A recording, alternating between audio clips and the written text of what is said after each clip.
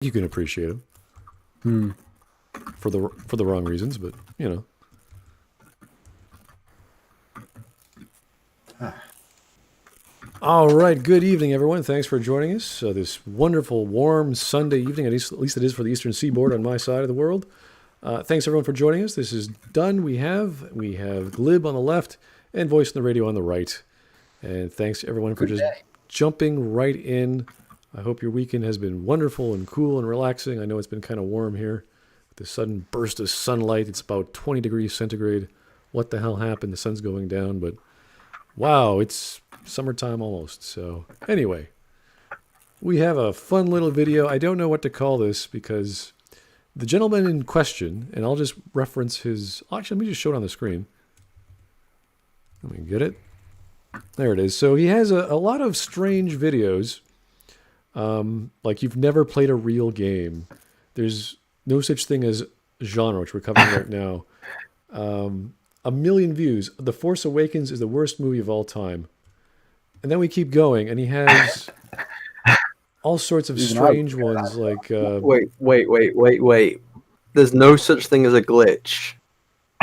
Yeah, no, I don't know what the hell he's getting at, but... There's no such thing as bad graphics. Oh, I disagree with that heavily. Have you ever... Like we just went from... where is it? The Force Awakens is the worst movie of all time 3 years ago. And now we have 2 years ago, Rogue One is the worst movie of all time. It's like, does he change his mind? Is this just a clickbait title? Like, what is he doing? It is. Neither of those statements are true anyway. It's hyperbole. There was a video, I think in a live stream, he posted he wanted to argue with Mahler. And he was saying all these things like, Mahler doesn't know what he's talking about. Video games are not art. You can observe them objectively because they're functional. And I was like, what the hell is this guy talking about? He's not wrong, but he's not... Like, why would he change his opinion of art? No. He's entirely wrong about that. Video game encompasses basically every art form, from writing to story, from story writing to graphics and everything in between, and animation, music. Wait. He says Half-Life 2 is worthless trash. Okay, that warrants a discussion by itself. So yeah, he's a bit egotistical. He might have some... Okay. Someone prepare the Marmite. No more. He's going to need it. Yeah, so he has very egotistical views, I would say. If you're ever making a video, I just want to say, don't do this with your video titles. Don't ever do this. Because you're setting yourself up to have your video either positive or negatively charged before you've even said anything. Oh yeah, his ratio is horrible. The likes versus dislikes are horrible. The number of people who probably disliked Half-Life 2 is worthless trash is probably outstanding, because it is fundamentally agreed it is actually a trendsetter for open first-person shooting. Yeah, and storytelling. Like Half-Life, the original Half-Life was one of the, I believe it was one of the most well-praised storytelling games, one of the first of its kind. Yeah, so you can always see the ratio is already not in his favor. Yeah. And this is I've lost all hope in humanity because there is an equal amount of likes and dislikes. Right. So again, he obviously can get some views. He knows how to do video editing. He's very opinionated. He thinks he's this amazing game developer. I don't know what the hell this guy has done. So I don't know. I look at his about page. Still can't get over the whole video games is not art, despite the fact they encompass all forms of art. Wait. The father of video game industry, first and only person to create real games, unstoppable force of nature, and the reckoning of the not games industry. Yeah. That's his description. That's what he calls himself. Little bit of hubris there. What? Yeah, a little bit. Just a little bit. You might think a little bit too much about himself, gentlemen. Yes, I think that's an understatement. God, his email is gamewisdom@gmail.com.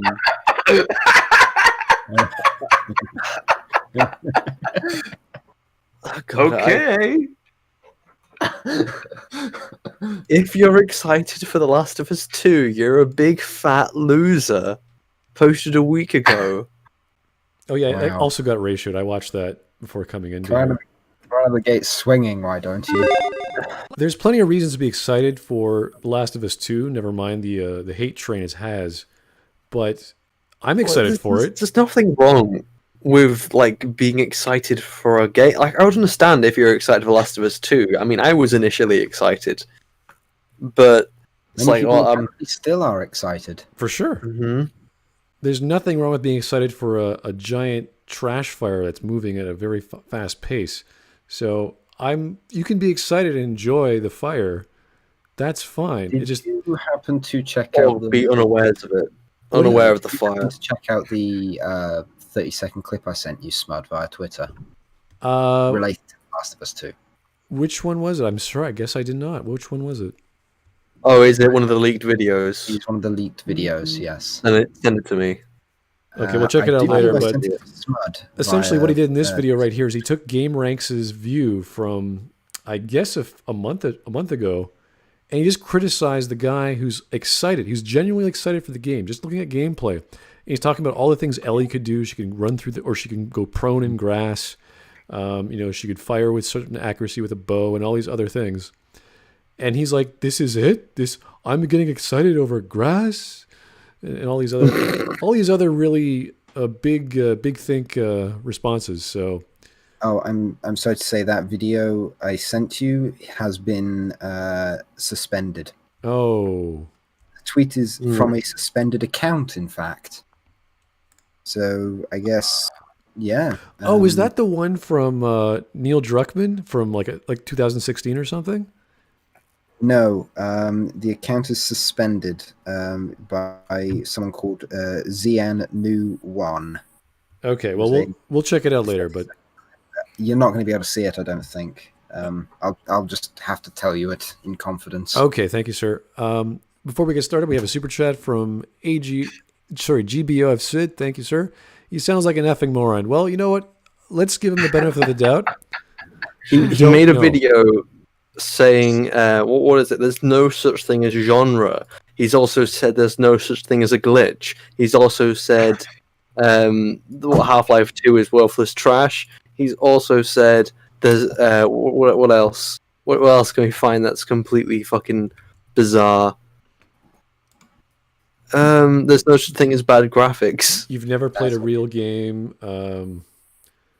What's a real game? The death Quotation of the, marks. the death of the video game Tetris. industry. It's all ridiculous stuff. Anywho, And then, but I don't think we need to I still to like go over disagree all of with his videos. what I highly doubt anyone would describe Rogue One as the worst film of all time, seriously, because I would also believe that if it was the only film I'd ever seen.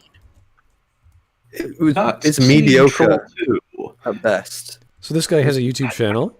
He has a Twitter account. He has an Mediocre Urban worst, I'd Dictionary say. entry. He has a Patreon. He has a SoundCloud. He has his own music. Oh dear. He has Social Blade, of course. IMDb. He has an Well, obviously, IMDb he's page. never listened to real music. I think he just filled his name in all these random social media websites. So here's his Urban Dictionary. The future of the gaming industry led by Pawn himself. Pawn Story Games is the name of the company that will both revolutionize video games as well as What? stories in a way that has never been done before. It is also the first company, he has a company, to make a real video game. What does that mean? What? This was done 2 What years the ago. fuck is a real video? What is it? What is a real video game? Tell me, please. I want to know. What the fuck is a real video game? What the fuck is this guy on? To be honest, he's Is he not smoking Marmite? he's Is not this what happens a real when you video game. smoke Marmite? I have a very good feeling he wrote all this stuff himself. This nagging feeling that all the entries in the You back. think? Wow. You think? I want him to qualify what a real video game is. I would too. Is XCOM 2 not a real video game? Is Half-Life not a real video game? Here's his Medium What account. about Halo? No Is posts. Halo a real video game? IMDb. I mean, it's real. Is The Witcher a real video game? I mean, it's a video game in the sense that it's a real. It's real. It's actually been made. It's there. I can see it. I can play it if I want to. Does that qualify as a real video game? Do you think this man is just extremely bored? I think he's probably looking for reaction. I guess, but we're gonna do our best, guys. We're Well, gonna be fair and balanced, right? Sure. Okay, it's a 9-minute video. Hold your horses. Won't take too long.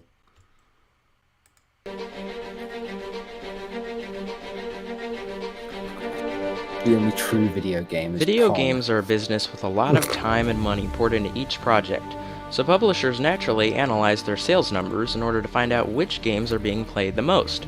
That's how you find your target audience, right? Wrong. The idea of the target audience is a no! Why purely the fuck? destructive Someone and just sent revolting me a one. link It's based saying, on "Oh, you should react to this," and it's Xander false Hall premise that again, certain and gamers it's will only his play stream on reactionary gamers are freaking out over The Last of Us 2 being leaked, quotation marks SJW. Let me guess. He says they're all a bunch of I right-wing don't know. Nazis. I don't care. Look, who's fucking sent this to me? CJ Great, please. I don't send this to me. I don't want anything to do with Xander. I want to talk about this media discussion. That's all I want. That's all I want here. Please.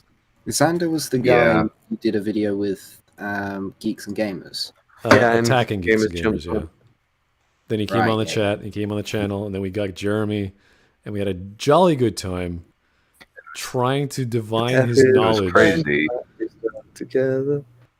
Everyone had a fun It's time. crazy. No one was upset at all. Oh, yeah. and then yesterday happened, and we had a 10-hour discussion about something else. Yeah, I think Oh, Glib's a bit how tired. it's Libs the need a prequel drink. discussion. I feel like I should be very upset that I wasn't there, but I don't care. No, you shouldn't. I don't even want to go into it. I went into it with Smud beforehand. We should just focus on this. Didn't go well. Right. I don't think that it went well. Oh dear. We'll talk about it later, think guys. you Don't worry. performed well, Let's Steve. focus on the video, okay? certain types of games, because that's just how they're programmed. Kind of like how some gamers are Hopefully born this will snipers, cheer us all up some just are by how fucking born or retarded will it only is. play certain types of games, because that's just how they're programmed. Kind of like how some gamers are born snipers and some are just born medics, Well, and that's, others are that's an interesting argument because you're saying that you're born a certain way, so you like certain things based on disposition of genetics or what have you. Kind of a platonic view of the world, like people are born in certain ways, and you should adhere to your natural talents. It's not a bad idea, but it's not the way the world works. But not a lot of people end up sticking to one genre or one class. Like a lot of just speaking out of experience from TF2. When I'm back in my TF2 days, I remember a lot of people used to like playing different classes because playing sniper for an entire game isn't very fun. Neither is just playing heavy. It's fun to jump around.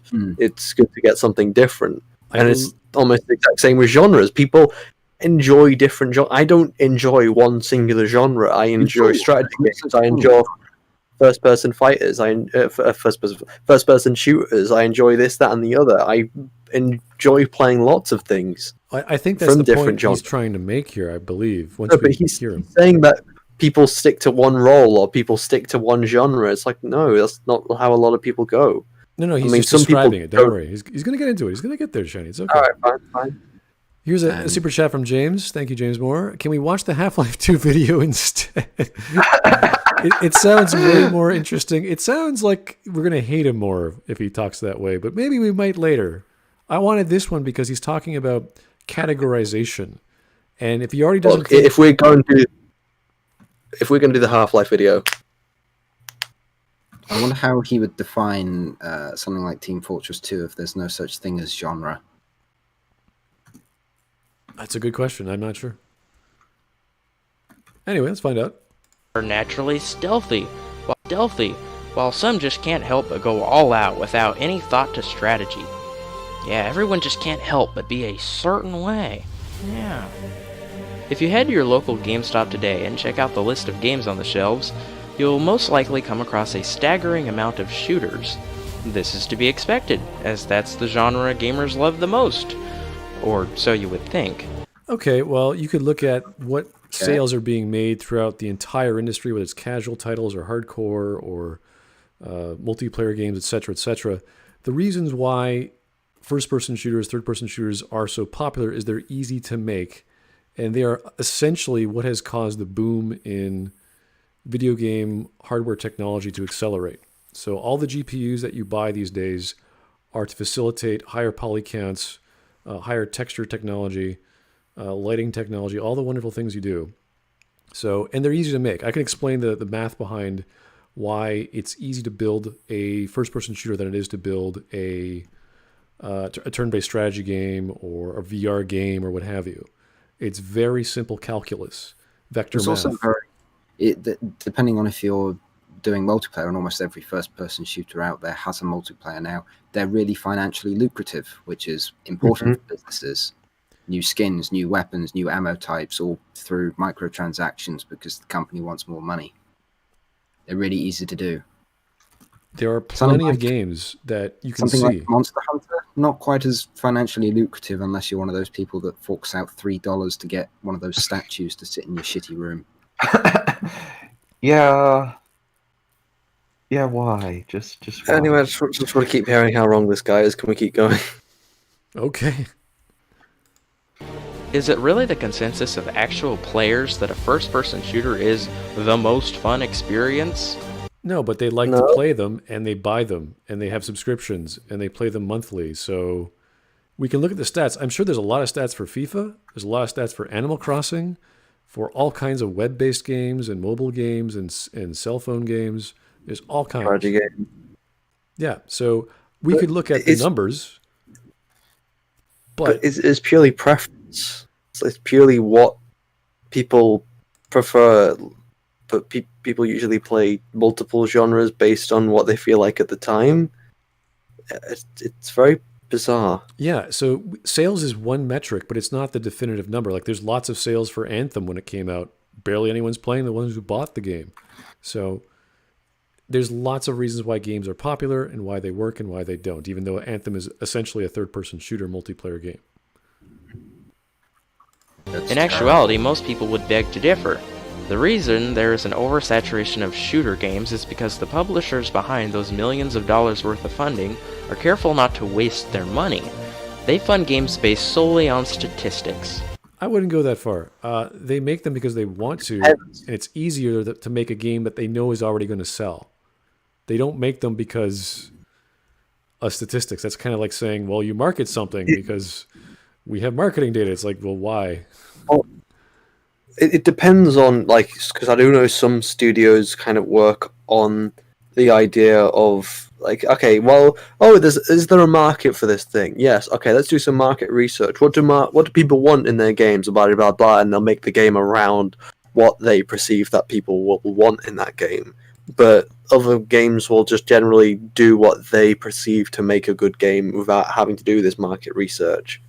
And lots of studios do it in their own way. Just to say, well, all shooters do this thing isn't very accurate, especially since this guy claims to be, some kind of expert in the games industry. It sounds very similar to our previous YouTuber we were critiquing, that they say a lot of things that don't have much backing behind them. But it's always fun to find out their thought process. Anyway, here's a super chat from Jake the Surgeon. Thank you, sir. What galaxy brain troglodyte thinks there's no such thing as genre? You know what? That's a hard thing to answer because when you were a kid and you were learning about the world or the universe, you put things in boxes, and that's how you sort of organize your thoughts. And categories, taxonomies, even tags on, let's say you go to the any gaming website, really, they'll have tags saying what kind of game is it? Third-person shooter, first-person shooter, action, adventure, romance, this or that. They'll have all these notifications telling you this is this kind of experience. And that's part of categorization. That's part of genre. It's like when you go to the movie theater, you have all these options. Like, oh, sci-fi, romance, action. And it tells you what is going to be in that film. What are you going to expect? So, I don't know, like Half-Life 2 with a 2 at the end of it, you expect a Half-Life game. I don't know, maybe you won't, but generally that's what tells me what's next. The title, the genre, the image on the box, the trailer. Kind of weird that his jumping off point for defining how there is no such thing as a genre is to go with first-person shooters. Well, yeah, he started the argument talking about class, and he went from a video game class like in TF2, saying some people play the sniper, some people play this. No, that's wrong. And then he jumped into genre, and you're like, what? He first said that He defines that that gamers only play one kind of genre. And then he said, oh, that's like how, one person plays a certain class in a video game. Right, but then he refuted that. He said, no, this is not right. And then he jumped into genre. But how is this going to extend to there's no such things as genre in music or in writing or in films? Very good question, because again, he does not think video games are art. Maybe he extends that to art, or things he considers art. It's possible. Video games are not art, therefore art is not a thing. Therefore, there's no genre in video games. Yeah, I think so. Let's see. In this case, the renowned Call of Duty franchise's sales numbers come into sight first and foremost, and it happens to be in the shooter genre. Bingo! Oversaturation of shooter games. No, I mean, people want to compete with Call of Duty, but they want to do their own thing. They don't just want to make Call of Duty our version. They want to tell their own stories. They want to do their own work. They want to improve the genre. They want to improve the medium by being influenced. That's kind of how we make anything. Someone sells a new flavor of a New York style cheesecake, and it's like, oh, I'm going to try mango because they did blueberries. I'm going to see how that works. And they test it to see if it sells.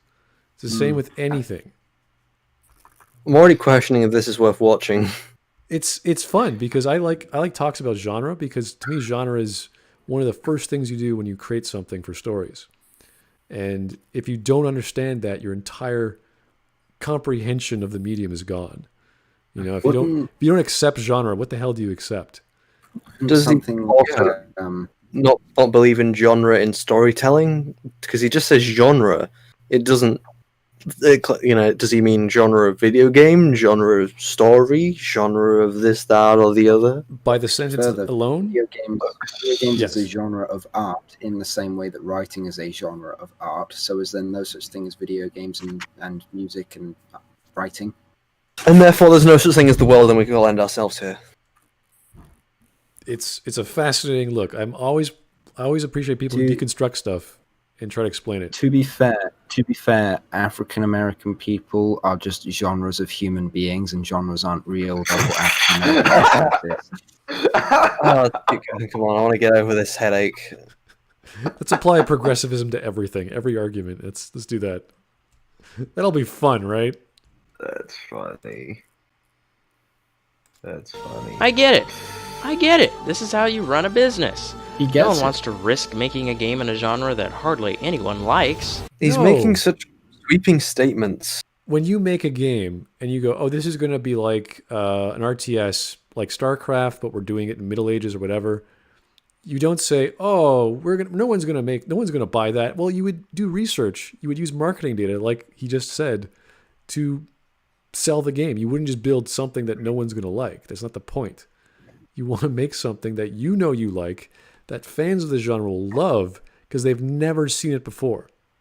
And that's what we want to see. I want to see the next version of Final Fantasy Tactics or the next version of XCOM or what have you. I actually did see it last week because they came out with it. So we want to see variations and evolutions of the genre. So I don't see why that's a bad thing. And I don't see why there won't be a market for it. It's kind of like saying no one likes vanilla ice cream anymore. There's millions of other flavors. Vanilla is like yesterday. No one's going to... Of course, people love vanilla ice cream. People love the classics. So why wouldn't there be people who love stuff? And after a while, when people have tried the new stuff and they've had time to sit and masticate over it, and then it became to stagnate, they'll go, "Hey, you know what was fun? What that thing that we played 4 years ago? What was it called?" And oh yeah, that thing. I wonder if there's any more of, that game like out there. Exactly. You love that one game. I wish someone else did a spin on that. And what part of the country do they come from? Are they German? Are they South Korean? What's their Why do you take? think? Sorry, go on. Yeah, what's their take on like D&D, for example? That would be what would that's what we get with The Witcher. We get a Polish D&D story told from a fantasy author and turned into this epic high adventure game. It's crazy. Who knew that would Why work? do you think so? Classify certain games as Souls-like these days, because those Right. games scratch a certain itch for them, and they're like, oh, I wonder if there's anything like that out there. So Dark Souls, but in Japanese times, is that's Neo, or Dark Souls with guns, and I know that one exists, and I can't remember the name of it. Yeah, and you could say a lot of the action games, like first-person shooters he's talking about, are inspired heavily by the RPG genre, just because of all the stats, all the numbers that work with the classes, all the bonuses you get for those stats, all the ways you can design if you want to talk about microtransactions, how you can buy certain things to improve those things. So it all works together. It all tries to make sense. It all tries to be copacetic to the audience to spend more money, if we're talking about business size. But I'm just talking about genre here. It's like, okay, you can make, an RTS company can make a first-person shooter if they know how to do it. That's what we see with Blizzard. Blizzard is always known, well, until they do remasters, is always known for doing excellent titles. They spend the extra effort, the extra money, the extra manpower, the extra years to polish the crap out of something so everyone universally praises it. And aside from Warcraft 3 or Warcraft Reforged or whatever it was called, I haven't seen any other spill up that they've done. Some mess up. So I keep want to hear what he's gonna have to say, because I it's so bizarre. I just want to keep hearing it, and I want to try and understand what the fuck he's trying to say, because Exactly. I doubt it's gonna make any sense. see, isn't it interesting? I think it's interesting. Anyway, No, it's not interesting. I want to get it over with. okay. Let me read a super chat and we'll keep going. Jake the Surgeon, thank you, sir. Genre is similar to phylogenetic classification. Interesting, you're right. Certain characteristics place you in certain categories. How in the name of the Don's mighty beard is this a foreign concept to these people? Well, I could answer that. It's a lack of understanding of logic, but I would even go further than in grade school when you learn mathematics for the first time. And you learn addition and subtraction, and you knew how to put things into algebraic notation. And you say, oh, this apple could be apple or 1A, and these two apples could be 2A, and et cetera, et cetera. So that's what just a basic understanding of algebra is. And if you lose that understanding, then you lose categorization of your ideas. Such as the flight genre or the racing genre. I mean, you have a much bigger chance of getting high sales numbers if you choose to make your game in a genre that's more popular, right? Absolutely not. But those are Well, not sure. genres. Those are just mechanics. I think he's saying that there's more sales for a certain genre. So if you want to be successful, you should switch genres, which doesn't make sense. Aren't because- there like lots Because there are- of Overwatch clones that just end up failing?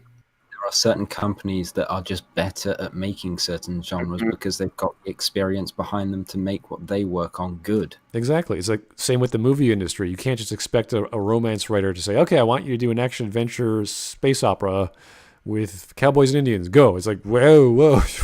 How? I don't know anything to do with that genre. And we saw the exact example of, was it Gotham High? Where they have a woman who was hired, who was Asian, who knew nothing about Batman, but her husband loved Batman. And she's going to write a romance, young adult comic book where Alfred is gay and Asian from Hong Kong.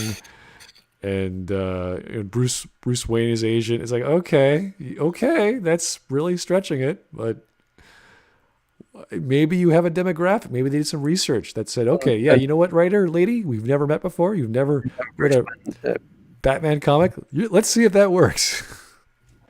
And Bruce Wayne also doesn't have friends. He has followers. Yay. I'm sure we're all very excited for a broody teenager Bruce Wayne in a love triangle with Selena Kyle and the wannabe Joker dude who's not even funny, but people say he's funny, but he's not. It kind of changes things when you get rid of all the violence and murder. It's all just a bunch of kids in high school. You're like, wait, what? Why? You get rid of all of, like everything that makes it good. What if Not Thanos? the violence. Yeah, what if Thanos and all the Marvel characters just sat down and drank wine and critiqued wine? Terrible. That would be so bad. I'm sure there'd be Who would someone who read wants to that? see it, but it's still a pretty bad idea. I don't understand why. Like, why they wanted. Who thought it would be a good idea? Here's a super chat from Owlet Fredo's Bookshelf. I just got here, only read the title. It's already wrong, LUL. Can we review a more wholesome video next time? Maybe review something which, actually has something to say, or, something we can actually properly discuss about, other than just saying, in this video here, that's probably got nothing to say properly. Let's see some points. Yeah, I'm sure he's got them. Come on. Give him a Okay, chance. let's hear his points. I'm sure You guys he's want got to one. stop and cover the Half-Life 2, and we can do that. I have no problems with that, but this is hilarious. I'm pretty. We're already through 2 minutes, and it's how long? Got 9 How minutes. long we've been in the stream? We've been here for 30 minutes. We're going pretty quickly, actually. That's pretty good. Yeah, the 2 minutes and 30 minutes. Okay, here's some super chats from Bogue again. Thank you, Mr. American or Mr. Mexican. What if Goblin Slayer was a high school comedy? Google it. Oh, wait a second. Oh, That's not a what? thing, No. is it? No, I'm not googling it. Don't Google it. Just move on. Okay, I'm going to move on. Thank you. Thank you, Bogue, for that I'm suggestion. googling that. That sounds awesome. Don't do it. Don't. Just don't. I don't even know if Why there's going to not? be anything there, but even if there is, it's not worth it. It's not worth the pain. Okay, here's Joe Crazy. Thank you, sir. But Selena Gomez loves both of them, Shiny. Oh, isn't that nice? Oh, great. A love triangle. Because that's not cliche or overdone or just weak writing in general. Because they go really well, and they're always really renowned for their fantastic writing. Oh, Yeah. fuck you, DC. Let's keep going, guys. Yeah. Well, actually, most of us didn't start out playing shooters, and even the ones that do have a singular exposure to shooter games would admit to wanting something new. It's just that they never actually know what it is they want changed. Just the other day I was talking to a friend of mine who was burnt out on the shooter genre, and I don't know. I think people who know a genre very well know exactly what works and what doesn't work. And you can get bored, or you can get oversaturated with the same stuff. It's true. It does happen. So Yeah, you do. You play another fucking game. So it's they don't know what genre they want to play. It's like, well, okay, yeah, we all have moments where we don't know what the fuck we want to play, but I don't quite understand what the fuck that has to do with genre, does it? So, I got genre fatigue of fucking shooters. Then go play a strategy game. Go play something you enjoy. What is this? Empire at War. It's amazing. Oh, Empire, yeah. I've especially with some of the mods as well. You can get for Empire at War. Brilliant, love, perfection. It's that good. You hear that, Disney? Remake it. Yeah, remake Empire at War like you did Battlefront, but don't fuck it up this time. I'm waiting for a point. I know. There's not hardly anything that's worth discussing here. Hey, there we go. Pawn Story. If he's actually in the chat, then hey, how you doing, man? I like your Rogue One video. You want to come on? You absolute cowards! Let me join the live stream. I can easily answer your pathetic question. Oh, for fuck! We've written. Don't you love these people that come into our chat? It's fantastic. Are we doing this? No, we're can not. if you No, want. we've learned our lesson. We're good. He's like, oh, I guess we are absolute cards. Whatever. Yeah, sure. Okay. Yeah, fine. Asked him about trying out a Whatever. new genre like an RPG. He told me, I'm not really into those Yeah, we just don't care anymore. sorts of games. Yet he wasn't able Hello to tell there, me but what he was into thank either. you. But That's you so know Is I'm he a lot just more not cut smarter out for a than you specific boys. genre? Is that really what we're meant to What? glean from someone saying he doesn't like the current stock of RPGs at his local GameStop? Here, I propose a new outlook on video games to those residing in this unhappy party, and it can be summed up in Look, Mr. Games, just need to say, if you need to brag about how much smarter you are, it's probably, it's not a good sign of your personality. You're going to make it harder and harder to actually extend an invitation to have a conversation with you, sir. I'll be honest, I've had a shit day. I'm not in a mood for someone who, from my experience, doesn't seem very pleasant. Yes, we've had that with Xander. It was a joke, and we already know that his videos are a joke. So where do you think that comes from? It comes from an ego. And that's fine. Everyone's egotistical to make their own content. They're passionate about it. That's totally fine.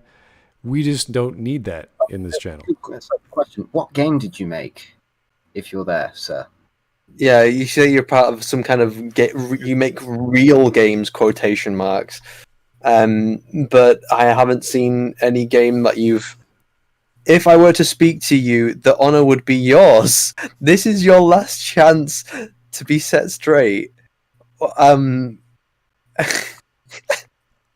wait here for the time being. Okay, Mr. Game. Honestly, thank you because this is actually cheering me up. But are you 100% butt fuck insane? But why would the honor be?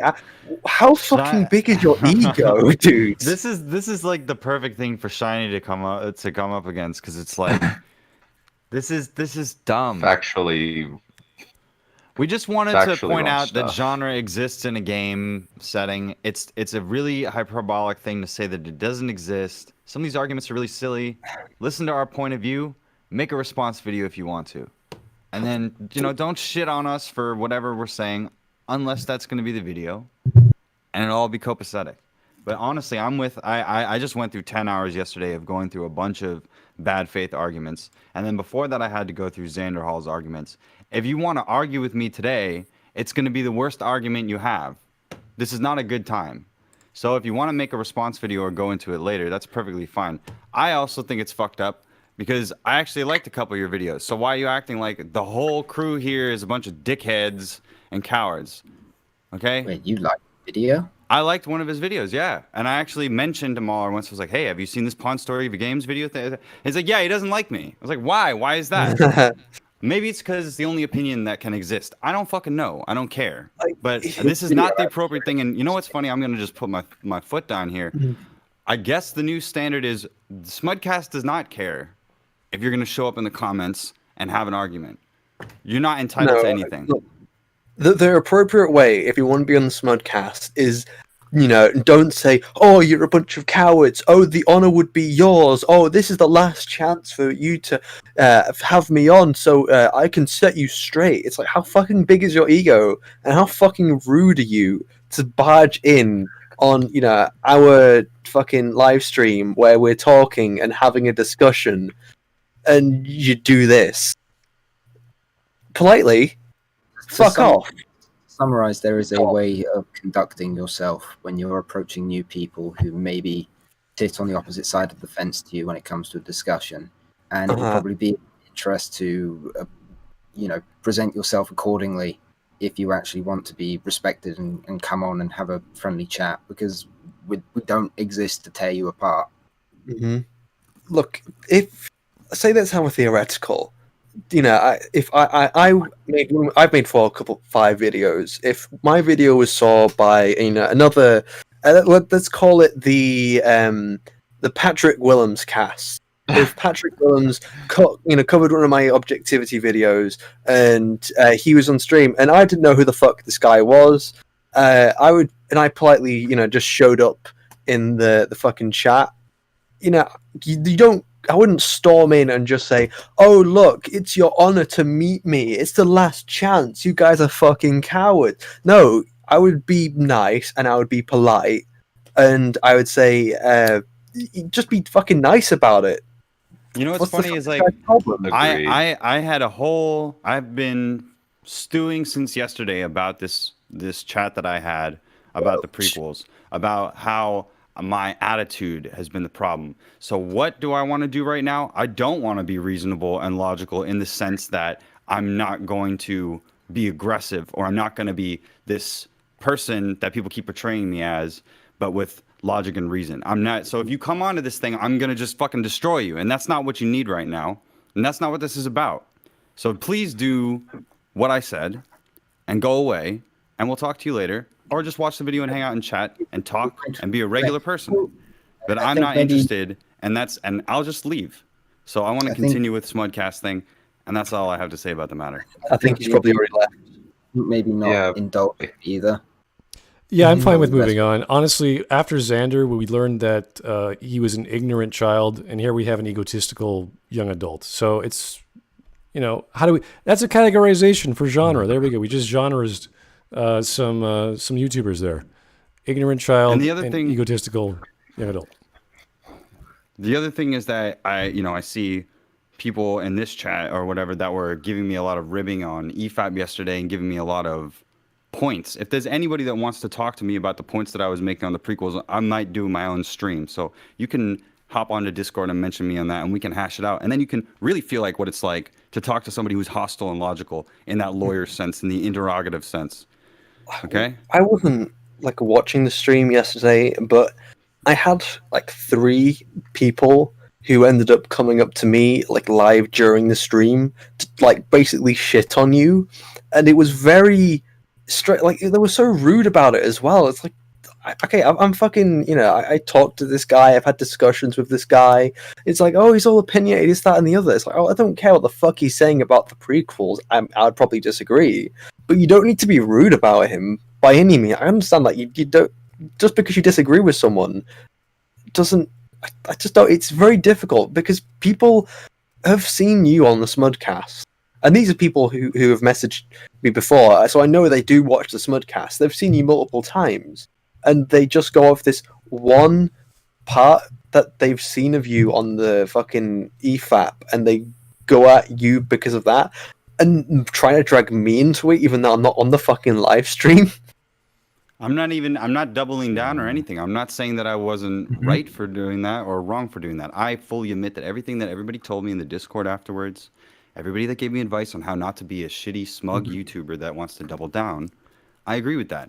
What I'm saying is don't poke me right now, because what I want to do is I want to digest all of that information that I had. And if we go into an Attack of the Clones debate, I do a better job, and I'm more like I was on here with Xander in the calm moments. But even then, I was hot-headed. What gets me hot-headed is when people are being, they're not willing to be contrite, and people are going to go towards slander and hypocrisy. And when I point out something like, you sound like this, and this is the way that it is, I'm not trying to say that you are that. I'm not trying to cast aspersions on people's characters. What I want to focus on is logical lines and inconsistencies and stuff that we define in the thing as plot important. And all these discussions that we've had should lead to some sort of dialectic conclusion that improves everyone's understanding of the subject. And I felt like we were getting away from that. And so I got hot-headed in conversations where I feel like I'm having injustice coming towards me, and that is a character flaw when it comes to debating. So it's perfectly reasonable for me to be criticized and all that stuff. Now is definitely not the time for anybody to go at me for my attitude, because I understand and already agree with you. Especially being rude about it as well. Because even now, there was a couple people early on the stream that kept making rude jabs at you, which was like, especially since you're in the comments as well. Like, there's no need to be rude towards you. Though, one of the things that I would probably say about the Xander stream is that I'm probably one of the calmer people. Like, I know I kind of jokingly get angry just because I find it a little bit fun. to play a little angry, but I can usually keep my calm. And even on the Xander stream, I don't think I ever raised my voice unless I was trying to make a point. Yeah. But anyway, is the guy still in the comments? Is he still No. saying stuff? Anyway, I say let's He's just saying continue. he's just saying he's not being egotistical. He's just having fun with everyone's preconceived notions of him. I'd be happy to have a more civil discussion. It's up to him. yeah, we've even heard that then, before. We've heard that's that. not. Oh, this is your humor. Well, this is going to make us think worse of you, isn't it? If you come in being rude, and even if you're playing egotistical, it still doesn't look good for you.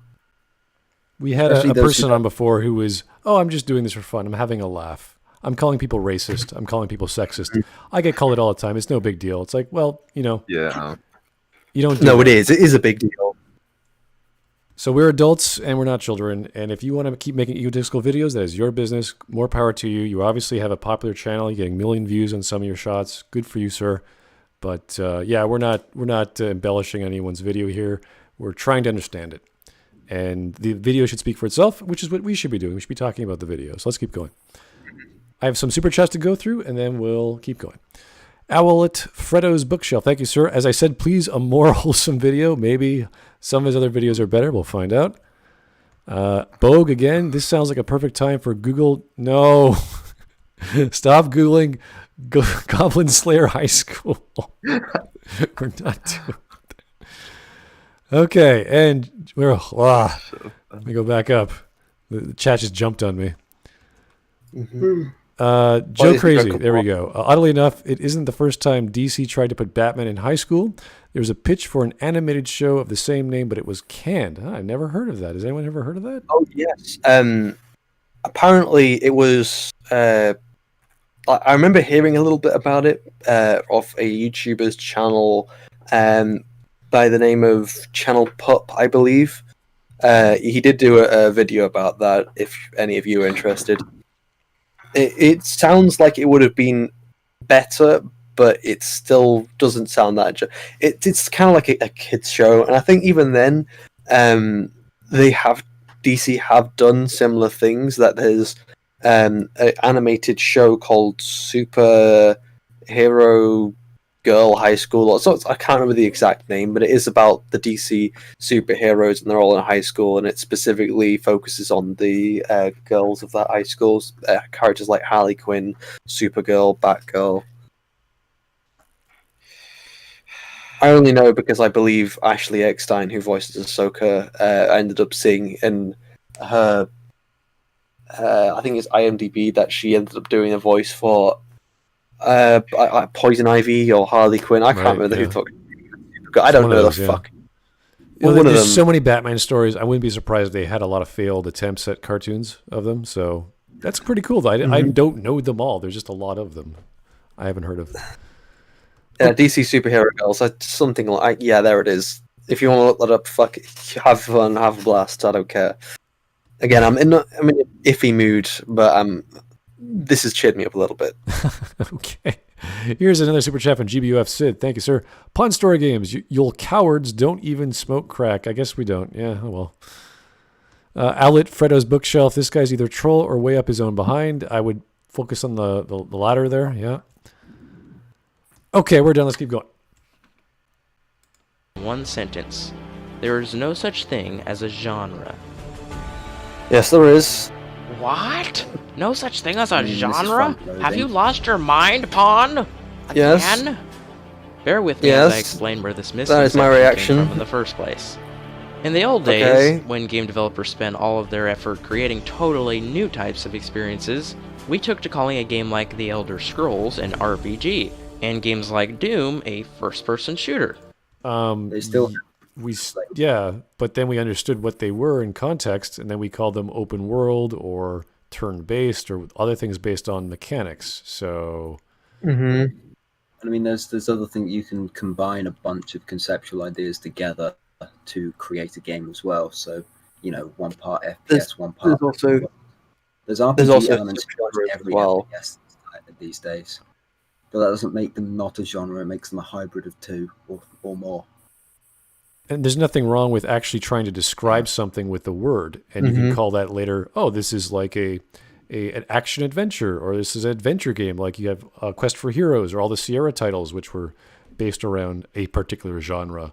And I think that just because the technology at the time, that's all it could do. They couldn't do 3DFX accelerated that they had in the 80s and 90s. So then we got FMV in the 90s. That was crazy. But I think it's right. It's just the simple way of describing why genres are used, or why the term genre is used. It's just to simply do a description. It's like, oh wait, it's a first-person shooter. You instantly know, like you're talking about a game that is in first person that you usually use guns, or you talk about a turn-based strategy game. Oh, it's something like XCOM. Easily, it's just that simple. It's that easy to explain the type of game it is, and just because you're interested in a game that's similar, you can say, oh look, there's another game that's of a similar description through the genre, and I might try that. You know, I like XCOM, I might try Empire at War. Oh, I like Empire at War, I might try Stellaris. Or Crusader Kings. Which is very interesting, because you'll take the same genre of a game. I love RTSs. I want to play a science fiction RTS because I love Age of Empires or what have you. Like, that's interesting to do that your interest will lie on the gameplay first, and then you'll appease or enjoy elements that are not what you're not used to. I think it's a great way of experiencing stories and gameplay. Anywho, here's a super chat from Jake the Surgeon. Thank you, sir. I will dump a basket of purring kittens on Glib to make him feel better. Glib, you got to give you some puppies and hugs and shortcake or something. Give me some bunnies. I need bunnies. I need to be cheered up too. Yeah, internet life during that time period was bad, but real life was pretty good during that period. I won't go into it, though. Be like me, Glib. Drink and smoke more. Oh, yes. There's a good rule of life. What's wrong? Well, you're not drinking and smoking enough. That's what you got to do. The doctor just prescribes you need to drink and smoke more. And then the argument is, well, I am doing that. Well, you're not drinking and smoking the right stuff. Or enough. You need to drink more. God damn it. I don't want to hear any Pabst Blue Ribbon in the chat there, guys. No, I do. Okay, I do let's my go. part. I drink my fair share. I know it's required by law. During a quarantine, you must sterilize your trachea. Governor's orders. Oh dear. Trust me, if you only had 150 subs, you'd drink all the time. Okay, well, let's give generously to the Voice in the Radio YouTube channel. All around me. So don't worry, voice. I'm there with you. I've only got 149. So, fuck it. Whatever. I was going to say something, but I've forgotten. Let's keep going then. Then obviously it's not that important. Those are some of the early inspiration for similar games to come. Well, I mean copycats to come. Henceforth, we took to tagging any game that used an element from one of those originators a member of that genre. Or if the game used multiple elements from those genres, it was labeled a hybrid. Take our beloved Call of Duty, for example. Okay. When Modern Warfare came out, people were saying it had RPG elements because of the ability to level up. That earned it the title an FPS RPG hybrid, at least to begin with. Funny how my burnt out on do you know what happened? friends- Do you know what happened with time? Definitions changed, and so did genres, and so did games. Yeah. Things change with time. So what? RPGs, the elements are so liked that they're now prevalent throughout almost every game. People like the concept of continuing levels. an experience so that you get better and stronger as you play. So it's adapted to almost every genre out there, and we just assume that this is the norm. There could be games that don't use stats or don't use developed characteristics of a traits of players, of player characters in games, and that would be different because it'd be like, where's my strength stat? Why can't I hit this guy hard enough? What do I have to do? So there are games like that, of course, but they must use some sort of stats that are either hidden from the player or are completely internalized so that you don't know what, like the new broadsword, which is made of iron, is now stronger. Like you don't know the damage you're doing. So we like that. We like quantifying things And it's good to see stats so much that there's entire mangas, entire genres of stories based primarily on what if you were in a game world. So this is a cultural Ready thing. Player One. The Ready Player thing is, One is an example. yeah. Well, the thing is that the with or without RPG, the first-person shooter part of the game is something that encapsulates Call of Duty, whereas RPG has just been an addition. Just because there's puzzle elements when it comes to hacking in BioShock does not make BioShock a puzzle game. Mm-hmm. It's one of those. It's like a subcategory or subgenre. Yeah. Well, it's a sub game within a game. So like mini puzzle games within a game to do certain things. It's like the categorization of 3D. Like nowadays, most games are 3D, even if they don't look 3D. They use a 3D engine with 2D sprites or 3D vectors, but you can't tell because you're only working with a flat screen. So that was assumed because we all had 2D sprites or 8-bit graphics back in the day, in the 80s. And then we had 16-bit graphics, and then we had 32-bit graphics. So it's we use that as a quantifier. Oh, what kind of game is it? Oh, it's a 3D based game. You're going to see like 800 poly characters fighting game or something like that. And then we got better and better hardware. So yeah, we use different things to describe different genres. And then as technology gets better, as designs get better and bigger, as games get more complicated, we assume a lot of things. That's why the standardization of a joystick looks the way it does. There were all kinds of joysticks back in the 70s and 80s for Coleco and the NES and all these other old machines. And then we say, oh, wow, guess what? Everyone loves the mouse. So we've had mice for, whenever you buy a computer, if you don't have a mouse, you have a trackpad or something. So there are things we talk about for hardware and software that's assumed. And we don't have to assume it anymore because it's standard. Like you don't buy a phone anymore. I haven't seen a flip phone in decades. I'm sure they're out there, but most phones these days you're going to buy, it's going to be one giant screen that's touch. That's the standard. And back in the day, we had flip phones. We called them flip phones. We had Sony Ericsson. They were called, I don't know if you've seen Sony Ericsson devices, but they were basically candy bar phones. I call them candy bar phones. They were the size of a candy bar. It's like, oh, it's just a brick. You pick it up, you press the buttons, you put it in your pocket. So we have all these categorizations for describing something properly. Then they go away. We have something better. We all use that standard now. That's technology.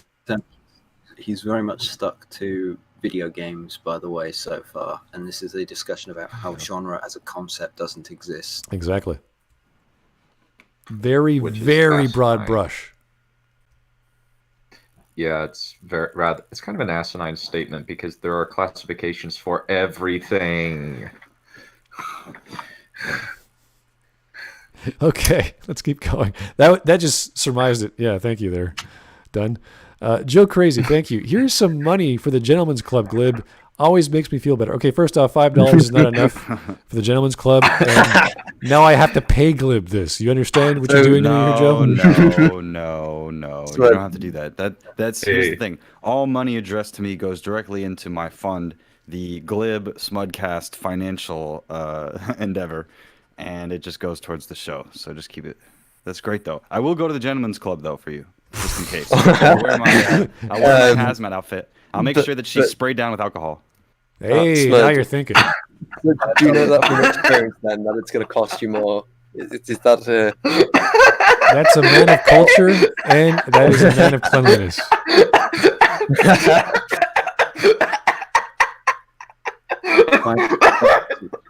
Velvet rope, I'm afraid. Well, I'm sure we can have some very great tangents. I'd call it one of them.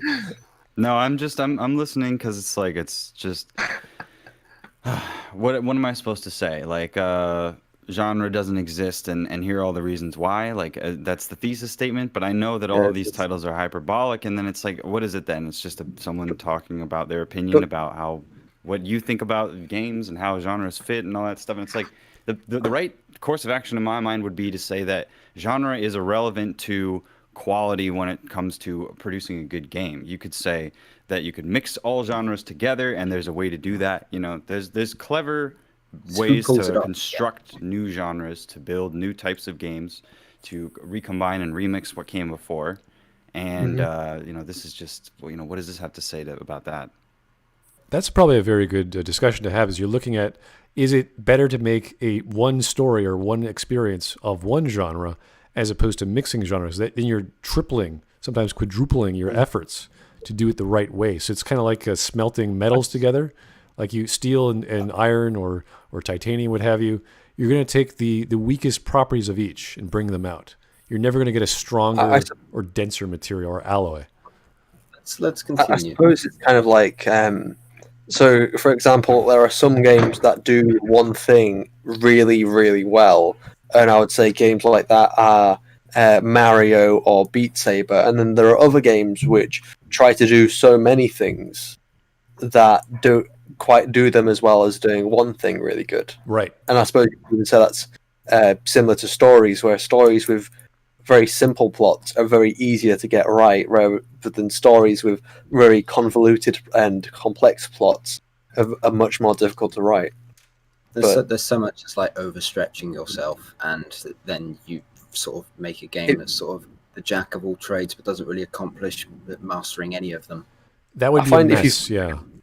If you focus on making something smaller, you can usually focus on, or at least less complex, smaller project, I suppose is the best way to say it. Then it gives you more time and effort that you can work on that smaller element to make that smaller element really good, rather than making such a much bigger element that's not quite as qualitative.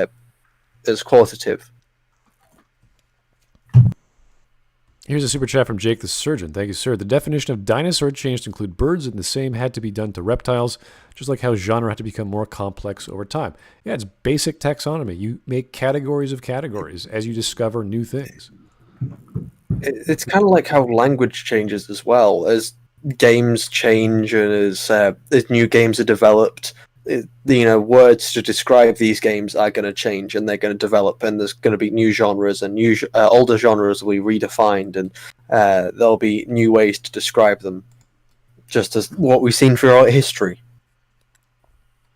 Yeah, I'm sure when we play video games in a holodeck, there's going to be a huge difference to how we describe games. Retro games now are games which usually pixel games like Stardew Valley, but then who knows, a retro game will in 100 years will be a game which any kind of game you play on a PC. And look, Thingy's Games is back. It's the same in the sense that if you were a musician and you did rock and roll, R&B, whatever, for your last 3 albums, and then you decide to shake it up by adding some soul elements into your next album, that doesn't immediately mean you're not a rock and roll singer, and it doesn't immediately mean that your albums don't fit into one of those categories or both. Okay, we've got Mr. Games is back. He says, I am rallying the troops to war against the not game developers. These are guys who don't realize they're defending lies. Genres don't exist. As long as we abide by genre archetypes, we'll never make real games. If you want to go to a game jam, and do experimental stuff, interactive media of no denomination, go for it. There's all sorts of like 2-day game jams you can do and make your own crazy ideas, and it's fun. It's crazy. It's wild, but that's all it is. Kick on with the video. If you define yeah, let's keep going. I'm using the context of his comment. I'm assuming he means by real games as in completely original, 100%, nothing reused or copied, etc., etc. So, what does he mean by played a real game? Because let's say the first strategy game that was ever developed using this guy's, from what I infer is his description of a real game is one that's completely original, never done before. wouldn't, if you've played that original strategy game, wouldn't that mean you've played a real game? But this guy said, "Oh, you've never played a real game." I look at it more the browser-based games where there's lots of small indie developers making random puzzle-style games. Mm-hmm.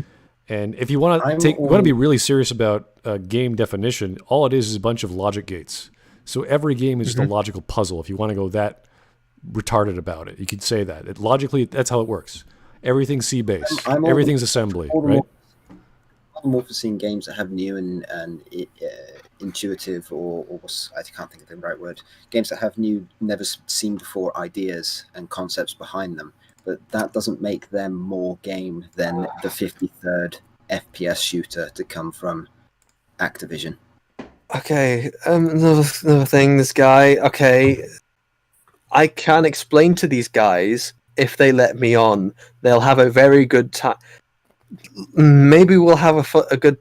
So, no, real games have never been. Okay, look, Okay, his messages have been deleted, but Mr. Games, could you tell me what is a real game if real video games have not been created? What is a video game if it's not real? If I'm confused by what the fuck he's on about. Anyone who uses the term real or true or 100% or just think, Glib, you haven't blocked him, have you? Because I just put him on timeout for 300 seconds. He can watch the talk. No, you should let him talk. Let him talk. I know he's who a he bit is. I know Pon. I had a conversation with him before under a different namesake. I know exactly who he is. Oh wait, you had what conversation was this? On his YouTube channel. I've had I've had discussions with him on about his videos and how to improve them. So his attitude now is not who he is as a person. So I don't care. Okay. And I said it before, if he wants to have a differently. conversation on my channel about this and people want to come on, we can do that. That was the stipulation. We're not cowards. I'm saying if you want to talk, we can talk later. That's fine. That's fine, right? Does anybody have a problem with that? Because nobody on the panel wanted to talk to him right now. They just wanted to get through the video and enjoy ourselves. Shiny and I, not having a great time, wanted to enjoy a video. I want to progress. I want to have the real debate later.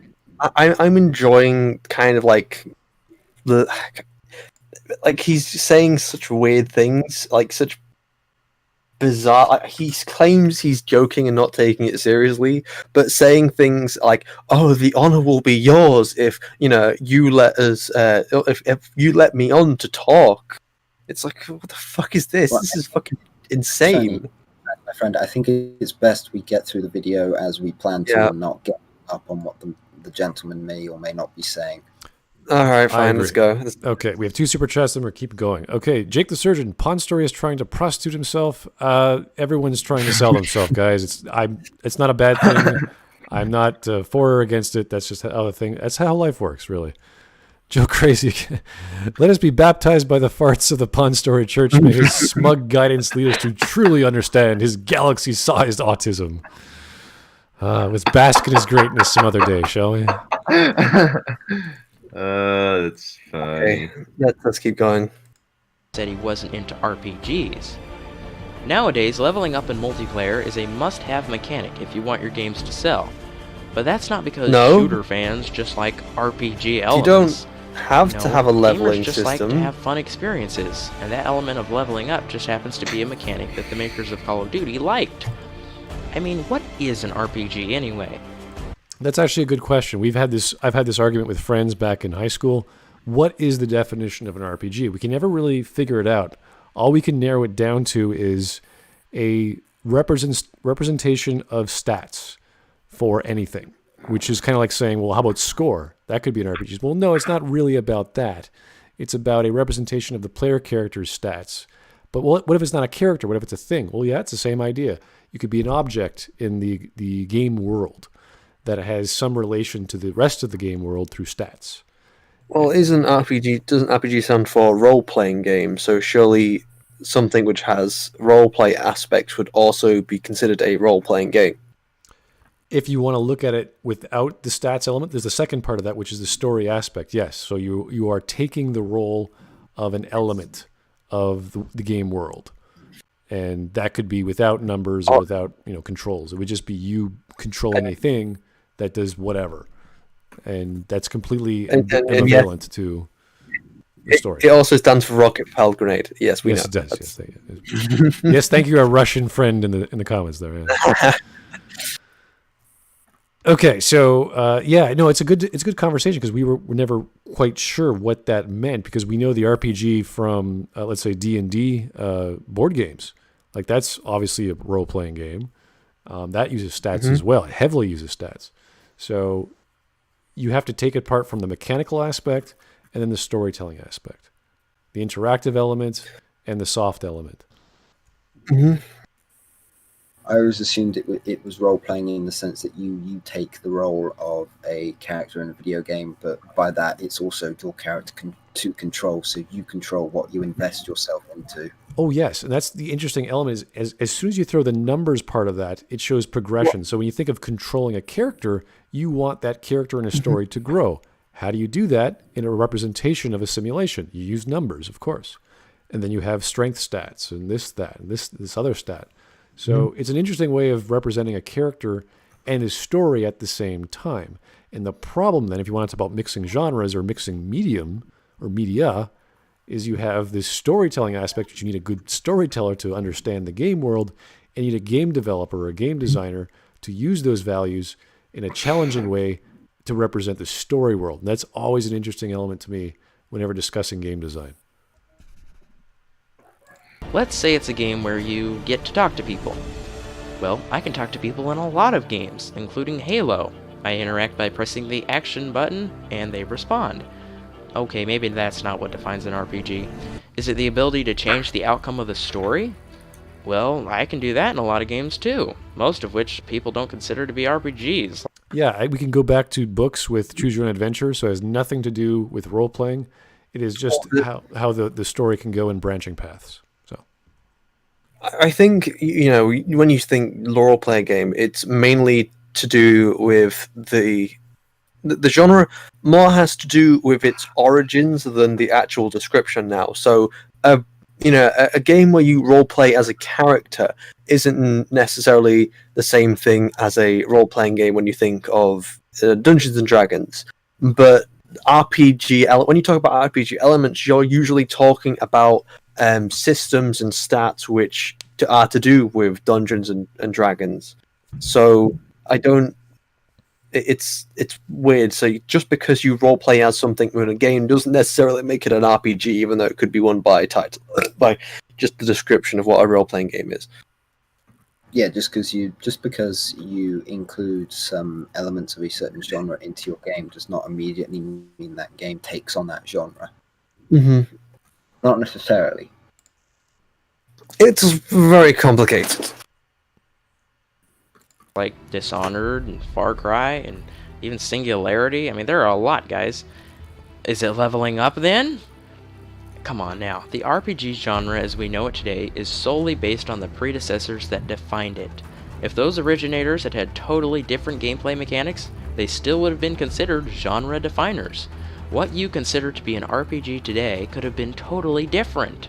Yeah, I agree. Yeah. And that's why we have multiple genres and multiple understandings of genres, and they're just the elements. Like, they're using this mechanic from that game, but now they're doing something totally new, which should be an argument for genre, because now you're understanding what genre is, and you're breaking it down to its minutia, and you're making a brand new thing, which to me means that's what games are. They are an iteration of interactivity with a new idea, with a new mechanic, with a new element that you never saw before.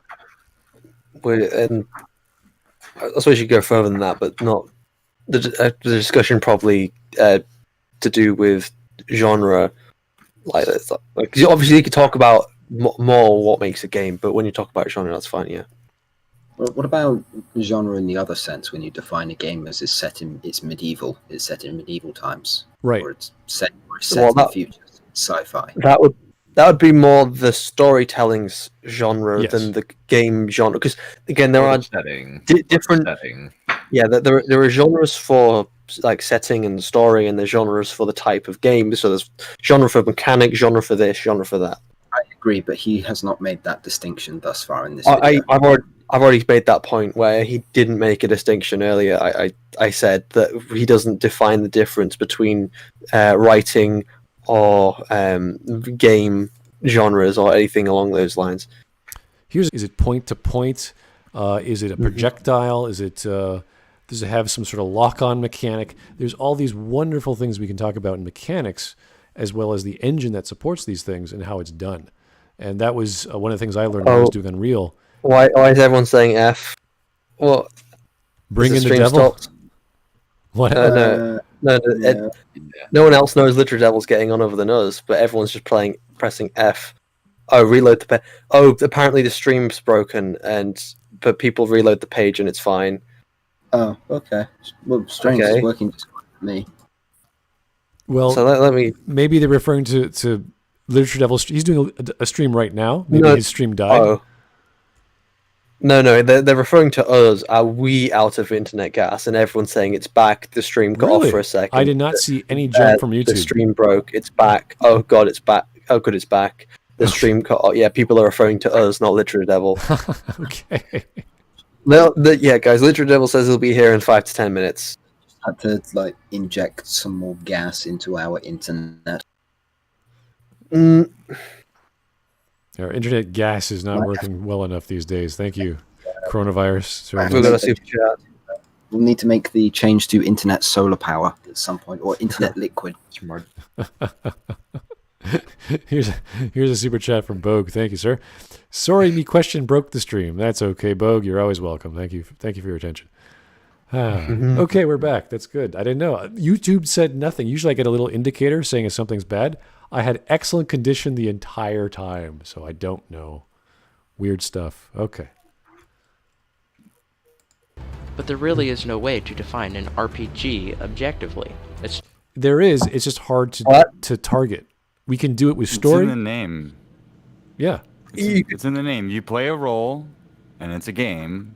Right? Well, and then, what do you mean by that? Well, hold on a second. What do you mean by that? Well, in the colloquial sense of what the genre is, it has to do with statistics. The difference between an RPG and a Twitch-based action game. I know, but it's just like this is the same argument. He's taking a concept which is really hard to define. He's saying, "Oh, you can't define it." It's like it's hard to do. What I'm saying. But it's still there. Like I said, there is a fine line. It's recursive, and it keeps coming up over and over again, and it's frustrating to me to listen to. Yes, but the way I would say it is that a game cannot be defined as just one genre these days because everyone's mixing and matching what bits and pieces they're inspired from what. So a game can include elements from many different genres. So there is no one correct way to describe it, but there's a fine balance to that. Just because you have puzzle mini games in BioShock or Skyrim to open chests and what have you, does not mean you define the game as a puzzle game. It is a small element upon something that is much larger. Plus, we have subcategories of the genre itself. You're being objective with your statement that there is a puzzle genre element in it. Mm-hmm. And it's such a strange thing to say you can't define it objectively. Well, there's lots. As I said, it's complicated because if you go purely by the name role-playing game, then there's obviously so much that could encompass. But if you to look at how people usually discuss RPG and usually talk about what it means, they're usually talking about how it links to tabletop role-playing games such as D&D. And we've already said this. And LiteratureDevil's here. Hey, LiteratureDevil, how's it going, buddy? How's your stream with Doki Doki Literature Club? Oh, that must have been lots of fun. Oh, it was. It actually ended, and all the crazy stuff got to happen. Yay! Did everyone die? Question. Please tell me everyone died. Yeah. That's actually what kind of happened. Yeah. Yes. Doki Literature Club a dating simulator genre or a horror genre? It's a little bit of both. Oh wow! Really? Oh, it's a hybrid. Oh, it's a hybrid of dating sim because it is still very much about the dating, but it's also a lot about the horror too. That's just I don't- mean, good to people know. start together. stabbing themselves to death, and then you're talking to them the whole weekend while they bleed out. It's really interesting. Oh, jeez. Who would have thought that a games company could take two genres and create something new out of it? Have it fit both descriptions. But is it a real video game, though? That's crazy. It's not. No, it's not. Real. Monica found out that my real name is LitDev, so it's pretty interesting. Like my name was not actually Gary Stu after all. Okay. What? Demon of thy sword, what are you doing in this stream? Go back to LiteratureDevil stream. Thank you for coming in. Thank you. Where am I? What is this? How did this happen? You know, I guess LiteratureDevil has that magnetic personality. You just follow him around on the internet like a stalker, throwing money at people. I don't know why. Like I'm some sort of hand me. I agree. LiteratureDevil has a fantastic magnetic personality. Thank you very much. Congrats, of course, on your, was it 40K? What did you pass this week? Oh yeah, the comic. It was the Doki Doki Literature Club stream was supposed to be when I reached 39K on the comic, but it's now at 40K, 40,500. So I'm gonna do another one next time. But next time I'll be starting the Fate game. Oh Fate boy, Night. fun. The original? That's the plan anyway. Okay. I gotta get a YouTube friendly version of it. It's interesting how it plays out. It's a very, very cool way of storytelling, I think. But good luck, man. Have fun. Here's a super that's chat great. from Bogue. Again, can you consider weeb games a genre? Of course you can. I was saying about... Usually Pretty they'd good, be yeah. referred to as anime. Sure, or, sure. you know, I mean, there's RPG, there's JRPG, there's European RPGs, there's Western RPGs. don't- like Japanese RPGs usually have like say I can't remember exactly, but I think it's more down to things like Final Fantasy or at least the original Final Fantasy games. They had like the turn-based combat thing. Right. I don't know too much about Final Fantasy or all these other games. I stick to my own games usually. Yeah, I don't know the exact, like Hydlide might have been the original from Japan, but we're talking like Dragon Quest 1. That would be pretty seminal for that genre, and just keep growing and growing. It is weird to have such a complex and deep topic such as genres so easily painted over and just like kind of swept away with an offhand saying they don't exist. Oh God, yeah. I mean, and why don't they exist? Because if you read anything, the first two things you read on Aristotle is the organon and the categoria, and he goes on and on about categorizing his immediate senses and what he can't perceive in metaphysics. I think what its main problem is when it comes to genre is that when you make a game that is of a certain genre, apparently you're just copying something that came before. If you make a turn-based strategy game such as XCOM, you're just copying what came before it. It's kind of like saying bicycles don't exist because you made a motorcycle and the other guy made a tricycle. It's like, whoa, can't call it that. Like, okay, what do you call it then? Does it really matter what you call it? It's still a thing that exists. I don't see what the problem is with someone makes a game, it does really well. Okay, let's think Civilization. Civilization is a whole new thing that it goes crazy, and it ends up creating ideas. People think, I could make something like this. I could make a strategy game where you control your own space empire. And they go out and they make I can't remember what it's called now, but there was a really old science fiction game which is pretty much like Civilization but in space. I had it somewhere in my Steam library, but I can't seem to find it. Was it Masters of Orion or something along those lines? So there's no problem with that because these new games of the same genre bring new ideas to the table. They do something different. Masters of Orion isn't the same as Civilization.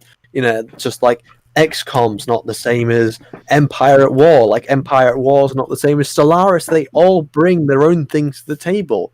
So what's the problem with having genres? What's the problem with making a game that's of the same genre as another game? And that is a very good rhetorical question. Thank you there, Shane. Here's some super chats. We're going to keep going, guys. This is from Mr. X from, that's CLP. That's pesos, I think, from Chile. Makes some fantastic Cabernets. Nice to have you, sir. Male, female, and RPGs. The three genders. Oh, my God. How does that work? The three genders. Oh, boy. We're not going to make any jokes. That's just self-explanatory. That was a joke because, obviously there's more than three. Obviously. Don't tell me Mr. Games is back in the chat. Oh, he is. Here's Joe None Crazy. of you understand my points because you paused every 5 seconds and forget what I'm even talking about. Do your viewers a favor and debate me live? They'll enjoy it. Here's Joe. We're gonna keep going. We're just gonna keep going, Shiny. Okay, Just relax. keep going. Yeah, just keep going. To fucking beat this thing out. Joe Crazy, thank you, sir. Which route do you plan on following for Fate? Well, unfortunately for LiteratureDevil, he only has one route. You can only do one at a time, so you have to do the first route, and that unlocks the second route the next time you play. I believe that's how the game works. If I'm wrong, do correct me in the comments, guys. And then the third route, of course. But yeah, it's a interesting story. I have to give it to the guys who made it. Bogue. Bogue, you're on a roll here, sir. Are visual novels really games? That's an excellent question. We have to ask LiteratureDevil because he just finished playing one. So, is a visual novel a game, LiteratureDevil? It felt like a game to me. Yeah, a little bit. He had choices and things, but I guess it's more on the reading side than it was gameplay side. I would. LiteratureDevil, what would you do if we told you you've never played a real video game? Real video games have never been tried. Okay. It's not a true You've never played a game. real It's not a video real game. It's not 100%. It's not an honest game. It's like, okay, yeah. It's not original. Lots of buzzwords throwing around that mean nothing. It's not a natural game. It's not an explicative that makes no sense. It's the game. Okay, great. GBOF Sid, thank you. Uncompetitive, really want Pawn Story games on your stream? Uncompetitive is kind of like the annoying itch on the back of my whatever, and I just sort of let him ramble on. I just sort of appreciate him in the chat. I love his comments. He did in fact critique my book. I appreciate that. So I love criticism, especially from him.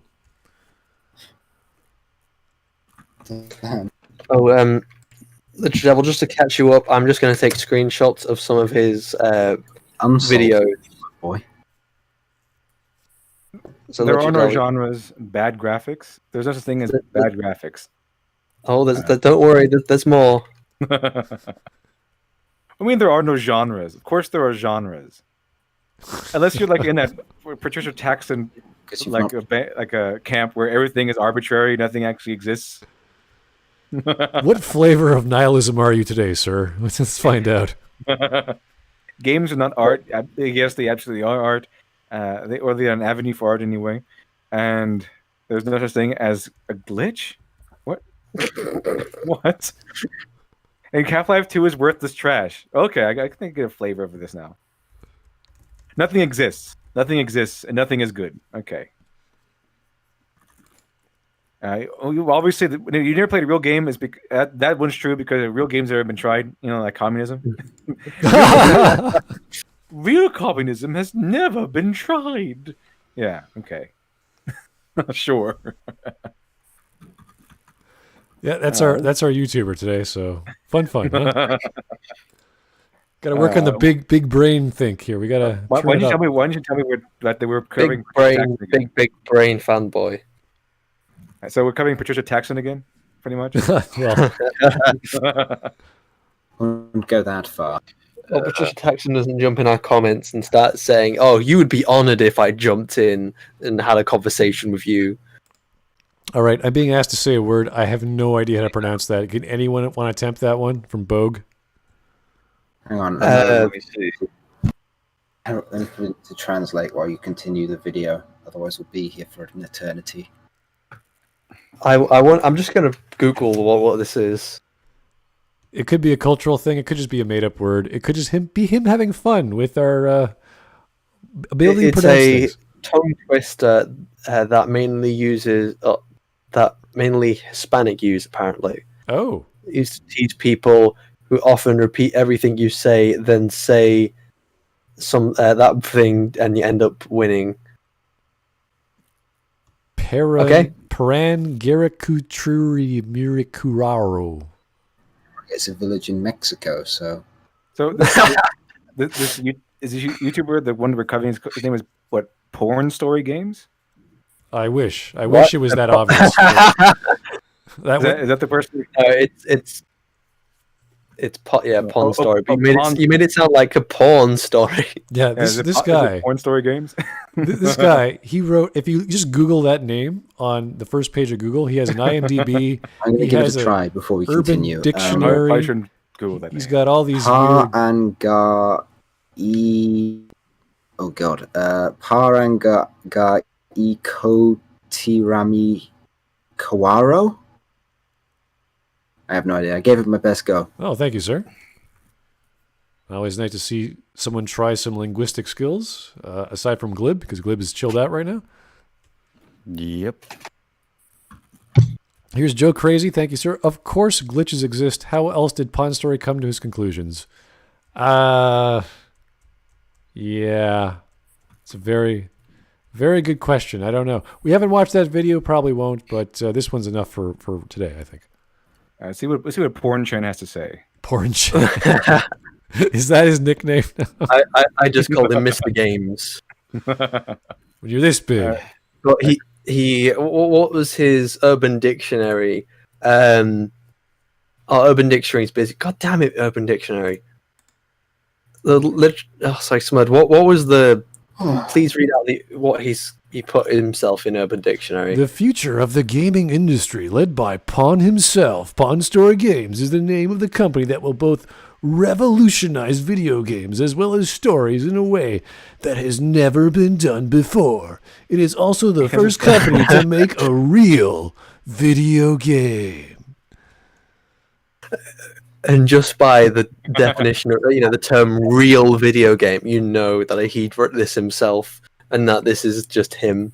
Yeah, like essentially. 90% of the videos we cover, 90% of the YouTubers that you decided to cover, they all have the same level of unearned arrogance. That the "I am better than thou" attitude. Every single time, it's every single one.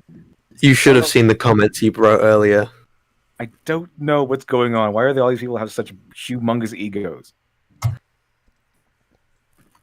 Shame that dicks are not this size. Generally, when you're doing a new technology or a new story or a new idea, you are the most humblest man going, please, sir, can you look at my idea? I think it's worth your time. Can you please maybe, look at it for a second? Hey, look, I have this idea for, a new game. It's never been done before. And it's like, you don't go, well, I have a new game. It's the first real video game. Selling your game it's not usually a good idea to just alienate 90% of the audience trying to sell to. Because they all have their favorite games. Have you made the first real comic book? The first real comic book. There were no comic books out before I got here. No, unless a real comic. Unless Porn Story Games is making games that are exclusively adult content only, then I think he lost. So, one thing, this actually reminds me of friggin' Richard Williams spending 40 years on one movie, just animating, saying, I will make the first real animated movie with a real plot that locks together like a detective story. Spoiler alert, it doesn't. Thief and the Cobbler is a really weird movie that's got some good artwork, but the story's crap. The most interesting thing about Thief and the Cobbler is the behind-the-scenes mess that Richard Williams did. Here's a cute. Go ahead. You want something fun? We could read through the Wikipedia synopsis. He literally spends 40 years on one movie, animating one movie. Just and he didn't storyboard until like 38 years in. What? That's worse than the development behind fucking Mass Effect Andromeda and Anthem. Oh no! I think God. the creation of Star Trek: The Old Republic, where they started off with sound files. Yeah. Wait, Star Trek: The Old what? You mean Star Sorry, Wars? Star Wars: The Old Republic. My apologies. Yeah. What, they wait, what? Is actually- that real? They started off with sound files? Yeah, that was their game design document. A bunch of people talking. What? Okay. BioWare is a fun little company. Canadians do things a bit differently up north. I Oh, God. don't know how, though. Canadians. Am I right? Canada. Who would want to associate with Canadians? Not me. I would never talk to a Canadian, ever. Okay, if you want to make real video games, you have to come to America. America is the only one that makes real video games. America. You want some video Star games? Trek someone put in Star Trek: The Old Federation. Hey, I'd play that. That sounds awesome, actually. I want to see that. Yeah. It's an ancient Federation far before Earth. Obviously not in Star Trek Enterprise form or SCD form, but like an actual one. Definitely not in SCD form. Star Trek Enterprise has good moments, but definitely not SCD form. I want a good one. The Old Federation. Star Trek Enterprise, it's complicated, but season 3 and season 4 definitely got a hell of a lot better. It's just a shame we didn't get to see it properly shine. I totally agree. It has its moments, and then it has some really bad moments. Yeah. So, oh man, I'm just looking at the Wikipedia synopsis, and it's saying they were going to get Terry Gilliam in there because Really? Richard Williams was procrastinating. Yeah, well, for 40 years, I imagine he was doing other things. So. No, he wasn't. He wasn't. This was his pet. Well, he did make Roger Rabbit, but he wanted to get Terry Gilliam, who spent most of his career not making a Don Quixote movie. These are the voyages of the Starship Hubris. It's 5-year mission to swear at captains. All right, let's read some super chats. We'll keep going. Kibakins, great show and much love to Glib with a little fox emoticon. Isn't that cute? Fox face. Hey, Kibakins. Yeah. Thank you, Kiba. Kiba, for everybody that doesn't know, keeps up the EFAP website and is very diligent about it. It's great. Everybody check it out. EFAP.meme. I'm pretty sure that's what it is. I think it's efat.me, is it? Oh, yeah, not meme. .me. Yeah, that's right. Sorry. I will link it. Okay, thank you. Here's Joe Crazy. Real books didn't exist until Smud wrote his. Oh, God. Oh, boy. Why don't we have a fucking Smudcast website? Someone do that. Do a Smudcast website. Do it. Yeah, it would be interesting, like the hanger-on Dunn, who just kind of tags along with the cooler friends. Hey, you have your name for yourself. You only say poignant things when you want to. It's fine. Yeah, mostly it's rage or laughing maniacally. Maniacal laugh. Maniacal laugh. Maniacal laugh. Recreate the fucking Muppet scene. Oh, I have not seen that actually. I haven't watched. I've only watched Wait, what? one Muppet movie, and that is the Treasure Island one. Wait, why is someone says the VFX? What did I say? I can't remember what the fuck I say half the time. Just waiting to remember. The Gospel According to Shiny. I'd yeah, love to read that book. All right, guys, let's keep going. Here's Lenny the Shark. Canada, the 51st U.S. state. You know what? There are days in the marketplace where I go, that's pretty much what we're doing. I mean, it's not that much better than other countries sometimes, but we're in the top 20. We're pretty good. We're okay. All right, let's keep going. Oh. What? Wait, okay. Apparently, someone says the visual effects artist when I was asking for someone to make a website. Well, I'm actually. I wasn't being serious about anyone making a website. No. If someone wants Yeah. a website, I can make one. That's my job. But I've done stuff for like people wanted a blog, or someone wanted a message board, and I made one, and that was that. They asked for it, I did it. Not a big deal. So if we want a website, guys, ask me. I'll do it, but just tell me why. Have to tell me what you want it for. So anyway, let's keep going. Just a name. What about the other genres? Is Call of Duty a racing game? Yes. After all, you're able to drive vehicles Oh, of in course. time-based Why not? action sequences, and come to think of it, those sequences happen to be the series' It's not a real highlighted game, why does it set-piece matter? moments that helped it earn so much It's acclaim. not a racing game. You don't race Was in the it. game made for racing At worst, you fans? chase people around. What defines the racing genre? The ability to drive race? cars? If so, that's a totally subjective stereotype, since you can No. The idea behind the racing genre is racing. But you race. Yeah, you have to. Yes. You're trying to be faster than the other guy. Okay. It's not that hard. It's very self-explanatory here. We're not talking about a well-defined genre or such a huge genre as role-playing games. It's because Call of Duty has vehicle segments in there. Does that mean it's a racing game? Especially because you're not trying to race the other guy. You're trying to kill the other guy, or capture him or something. Vehicle. Whatever it is. Obviously, World of Tanks is the best racing game. We all know this. And really, You can this have is just a game where derivative. you race on foot. You can have a game where you race on foot, like in a marathon or something. It's still a racing game. When you're shooting bullets, you're really just shooting red shells, and You're trying to get the bullets to reach the enemy before the enemy reaches the finish line, of course. based on many different types of mounts, including sci-fi vehicles, animals, and even bugs. So if we get rid of stereotyping the sorts thought of bugs mounts didn't that are exist. allowed in the so-called racing genre, why can't any game that has you racing against time be a racing game? A better It's not question would racing. be, It's not a racing What is game. this? It's a way of describing things. Okay, you're racing against time. It's not really racing against time. It's that the clock is ticking. Okay, it's a way. Mhm. It's an expression. It's an idiom. Okay, that's Yeah. a definitive of a genre.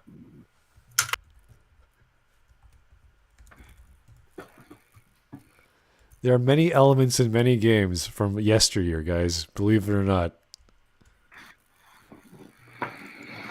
why label a game as being part of a genre in the first place? Oh my fucking god! Because it makes it easier. Because It's like Make it fucking easier. library. You have a word for a thing, and it describes that thing.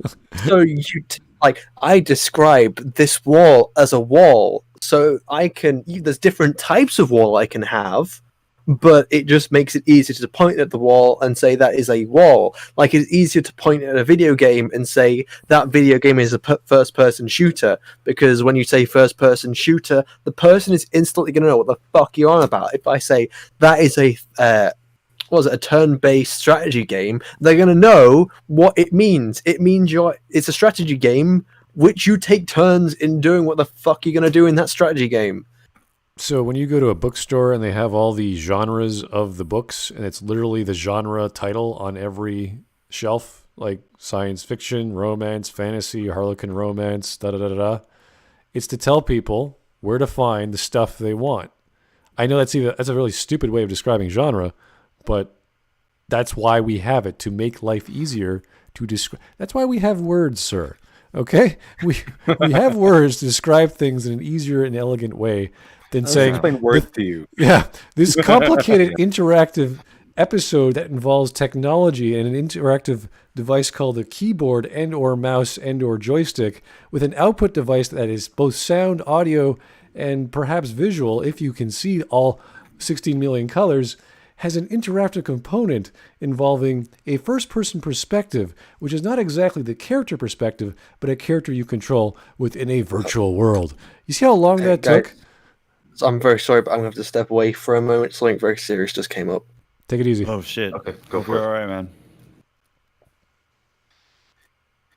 All right. So you see, we have words to make life easier on people, to explain things. When you say I love you, you can just say I love you to someone, or you can go into detail. They kind of like the details.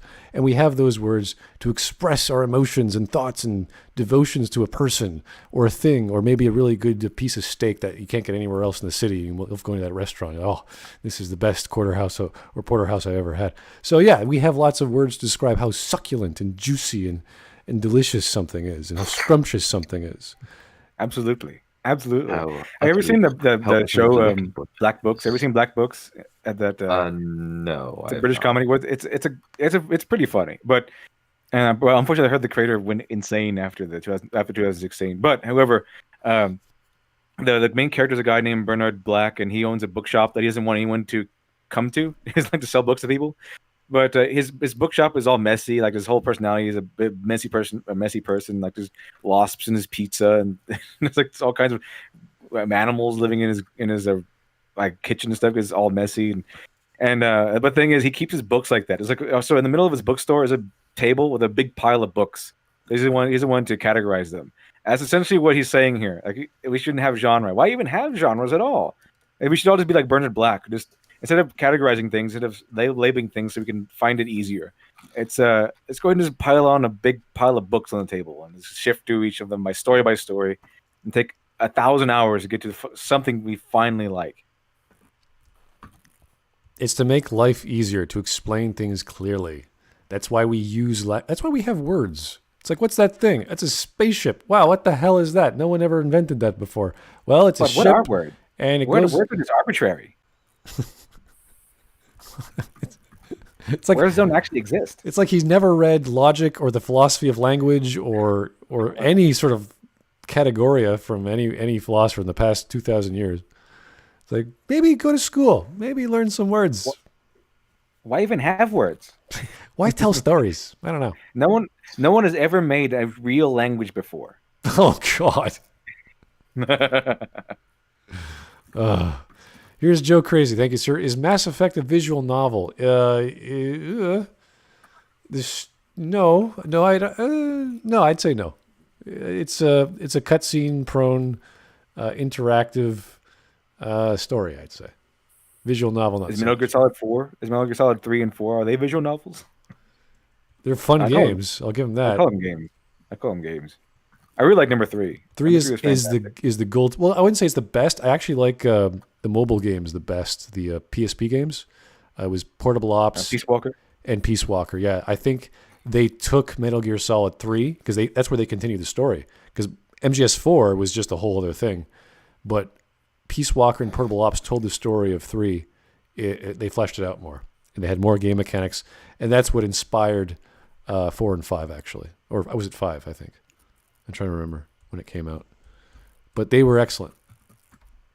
3 I think inspired 5. 5 was really good. I haven't played all the way through yet, but from what I did play through, it starts off really big. It starts off very heavy, very good opening, I'd say. 5 is a wild ride. It's horses and cowboys and and then Hideo Kojima gets involved. Like, oh shit! Now what? Okay, more super chats. Let's keep going. WD Frost, could this all just be one big gag? No. I think he's serious. I think he actually thinks this. It's mostly for ease of purchase, as well as classification. It makes it easier to find what you want to find, determining by your tastes. Yeah. It's not deep or complex. It's a marketing thing. It's just marketing. What is the problem? Well, again, we don't have real games, so we have no idea what this guy's talking about. So, GBOF Sit, thank you again, sir. Oh no, Bernard has summoned a child.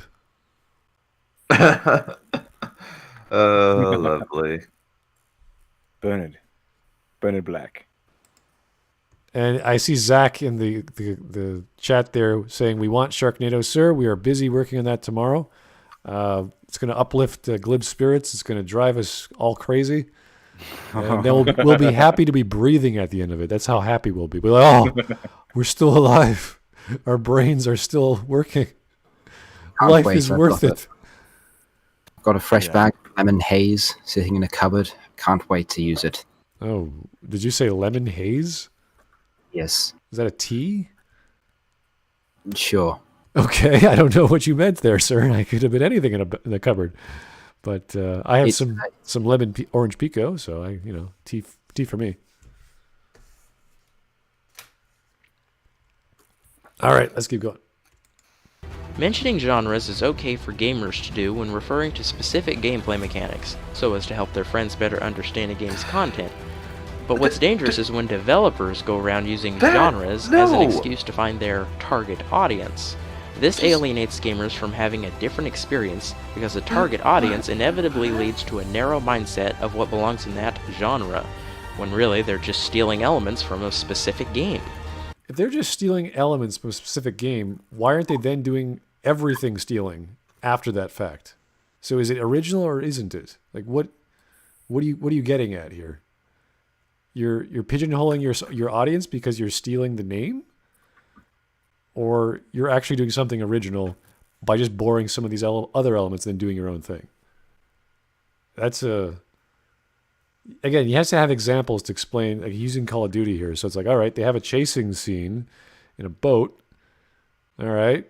It's not the same as, let's say, another game with a boat or a racing game or... It would be weird if you advertised it as a first-person shooter, but it turned out to be a tower defense game. Oh, big time. Yes. I remember tower almost- defense in Final Fantasy VII. There was an element of that. His argument right there was essentially genres are just a social construct, and it's the man who tells you what genres are, not people over decades and over a century dictating what genres were. And then we have the tower defense genre. Like, what's that? Oh, it came from Warcraft 3. Where, why, how, what? Obviously, the government told us. The government told us the big bad system. The man told us what tower defense was. It wasn't a bunch of people who really liked a game called Tower Defense and developed by a person using the creative tools of Warcraft 3 or whatever. It was the government. It was the big boys. they dictated to us what to think and what to feel. It wasn't organic or anything. The thing that we want to alienate parts of our audience by defining this as a first-person shooter. So instead, we've came up with a new genre. We've called it Flumbumbo. That won't alienate anyone. It's piss gargle wee wee according to Yahtzee. The genre is defined as piss gargle wee wee. There. Yeah, those. Now, no one can be confused what they're buying. Remember those 2010 games that were just like corridor shooters set in modern times with brown hazy filters and stuff? That was spunk gargle wee wee. That's what it was. And it's like that really just shows what genre really is. It's about contextualizing a rule set. It's about contextualizing aesthetics, gameplay mechanics, plot mechanics, similarities into something that you can communicate to the other person you're talking to. You don't need genres for your own analysis to decide what you really like. It's to communicate or to categorize. If you just like video games, like you can be like, oh, I like a third-person shooter, I like the first-person shooter. And then there's the extra level of complexity where it's like there are these like super games that don't exist yet, like an amazing 500-player first-person shooter the size of an entire country being played with RTS elements and AI running around and stuff. Like that genre doesn't exist yet. That's all the genres because it's like technologically infeasible. But someone will come up with a genre for that when it comes to it because it's after the fact. It's the elements that you pick out and you communicate with your staff. What are we making? We need to make an FPS game. Okay, so then I know certain things are going to come from that. That's all that it is. I don't understand why it has to be like this. But it is a black and white chess piece maneuver, I guess. I guess that's all this is about. I love Yeah, Call we of can do. Duty. It's my favorite slappy boom blappy. And then once I understand what Slappy Boom Bappy is, then I can go, oh, that game is just like this Slappy Boom Bappy, which is why every game for a while was called Souls-like. You know what? It has elements of this game in, just like this game. This should be a thing. Let's call it a slappy boom blappy. Yeah, it's almost as if genres organically come out of the audience buying these genres or these the games that they find that they like in this certain category, and not that it's not a social construct where that's made by the man or the government. The people are not telling us what these genres are. It's almost as if the people are telling creators what these genres are. Yeah, it's similar to the rogue genre or the roguelite. There's always all these independent games coming out that are roguelike or roguelite. And it's Anyone remember God of War like? God of War used to be the big one. Everyone wanted to copy. yeah, there's like Metroidvania games. There's God of War like. You're right, like Castlevania was God of War-ish like. So everyone's stealing from each other. Everyone's trying to one up the other. Everyone's learning from each other. This is how technology is made, software or hardware or otherwise. And his argument about how the creators or the developers are using these to try and get a bigger audience, it's like, yeah, sure, maybe. But when you pitch a game design or have a game design doc, you have 3 things you want to do. And that's the height of your ambitions. You should never do more than 3. And there's reasons for that. There's experiments that have been done on failed projects. They had scope creep. They had too many people with too many ideas, not enough planning. And it's if you don't have those 3 things figured out, the 3 game mechanics you want to do, and if they're not known to the rest of your team, they're not going to understand what the hell you want. So you should use genre. You should use categories. You should use tags and definitions and storyboards to get your ideas across. And if it's too experimental, then forget about it. Yeah. It's kind of like arguing, oh, I the agree. best films are real. The real films are like the experimental ones from France. That's where the real film industry is, or Bollywood. It's not the big Bollywood films. It's the small independent ones. That's where all the great filmmakers are. You're like, maybe, I guess, but what the hell are you talking about? I haven't seen one of these films at all. They're not mainstream. I can't buy them. I can't see them. So Bollywood does have some pretty awesome epic films. they're amazing. I saw. Yeah. I don't know what it was. I saw. I just all these things flying across the screen. It's like, what is happening? It's like live action anime. Yeah. But you Yeah, could say it's like even anime. crazier. But people. This is especially apparent in the biggest one of all, the shooter genre, which is currently being defined by Call of Duty. Yeah. To prove my point, I like to refer to a It's so quote from weird. Della Rocca. A lot of corporate decisions are made based on historical sales data. If I've got this great idea for a Cows in Space game, then you look at the data and say, geez, there's no other Cows in Space. Especially apparent in the biggest one of all, the shooter genre. To prove my point, I like to refer to a quote from Della Rocca. Make it sci-fi. A lot of corporate decisions are made based on historical sales data. If I've got this great idea for a Cows in Space Did it jump game, back for anyone then else? Yes, it did. I don't know what happened. Anyway, the argument he's making here is a person is trying to pitch a game, and we don't know to which studio or to what producer. And that's like saying, I don't know, Glib, is this like you ever had a romance writer pitch an idea to like a studio that does not romance? Like, is that a thing? Oh, yeah, I know what you're talking about. Yeah, obviously you don't want to sell your product to the studio that's not likely to do it. Absolutely. It's all the entire agenda of some of these studios is based around a brand that's defined by the people that are running it. So like you have this Shondaland, there's a company, and it's mostly like romance, suspense, thriller, murder, affair TV shows, and almost all the shows have similar format. And as far as I know, Showtime is similar, where they had for a long trend, it was all focused at what the target audience already was, which was middle-aged people that wanted adult content that was edgier. And so that was what they tried to fill.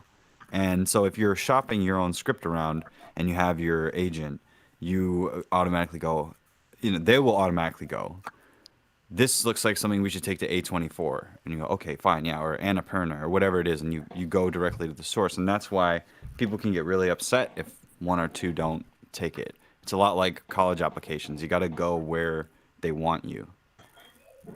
Right. So this is the same idea. You have marketing data that says, no, this isn't going to work. It's not to say you can't make a game like that or in a smaller scale and work elsewhere, let's say in the casual genre or the casual field or web field. You can. If you think it's a good idea, a lot of independents just scale down, do their own thing, release it as a freemium or pay to win or what have you, make their money that way. And if it's successful, they build up a company. I've seen that. I've seen a company arise from my school. A lot of the people that came out of my college, they started their own thing or went locally or started small. So if you're passionate about your idea and you have the know-how and resources and time, you can make your own film. You can make your own game. You can make your own webcomic. So, build it, they will come.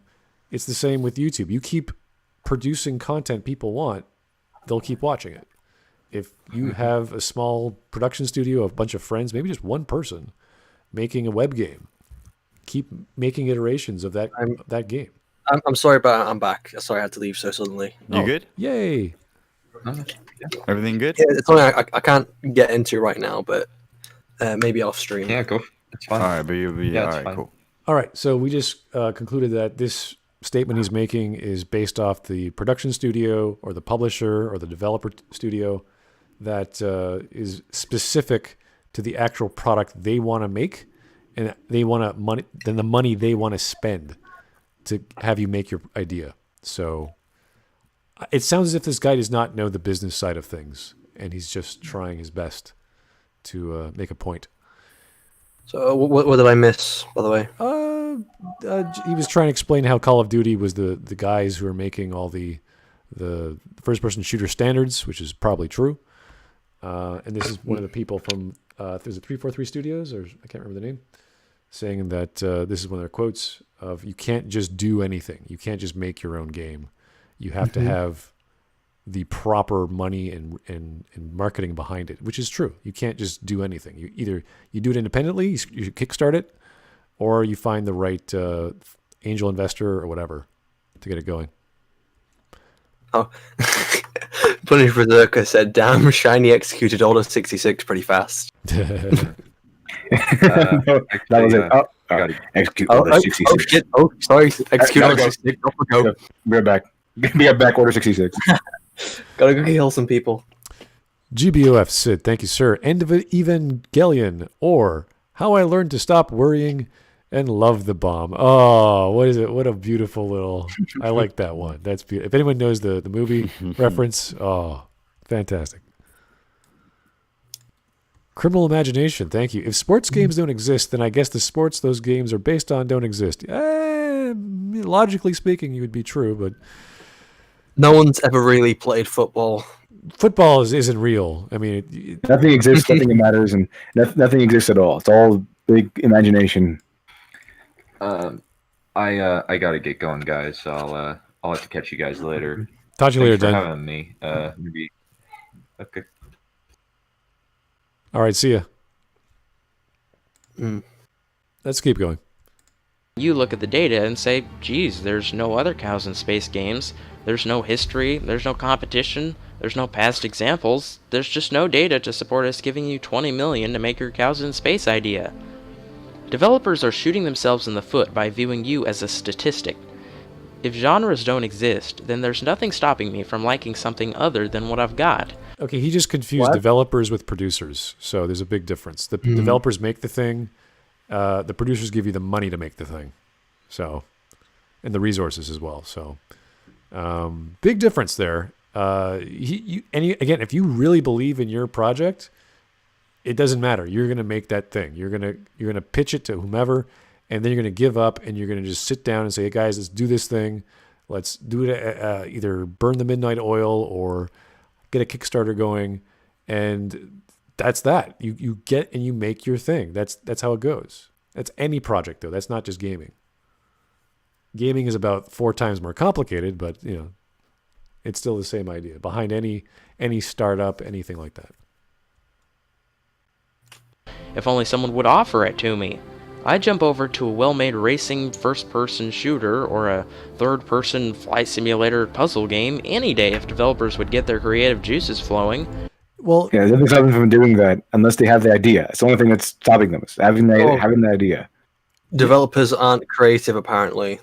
Well, the interesting thing is that they have to sort of pay their dues.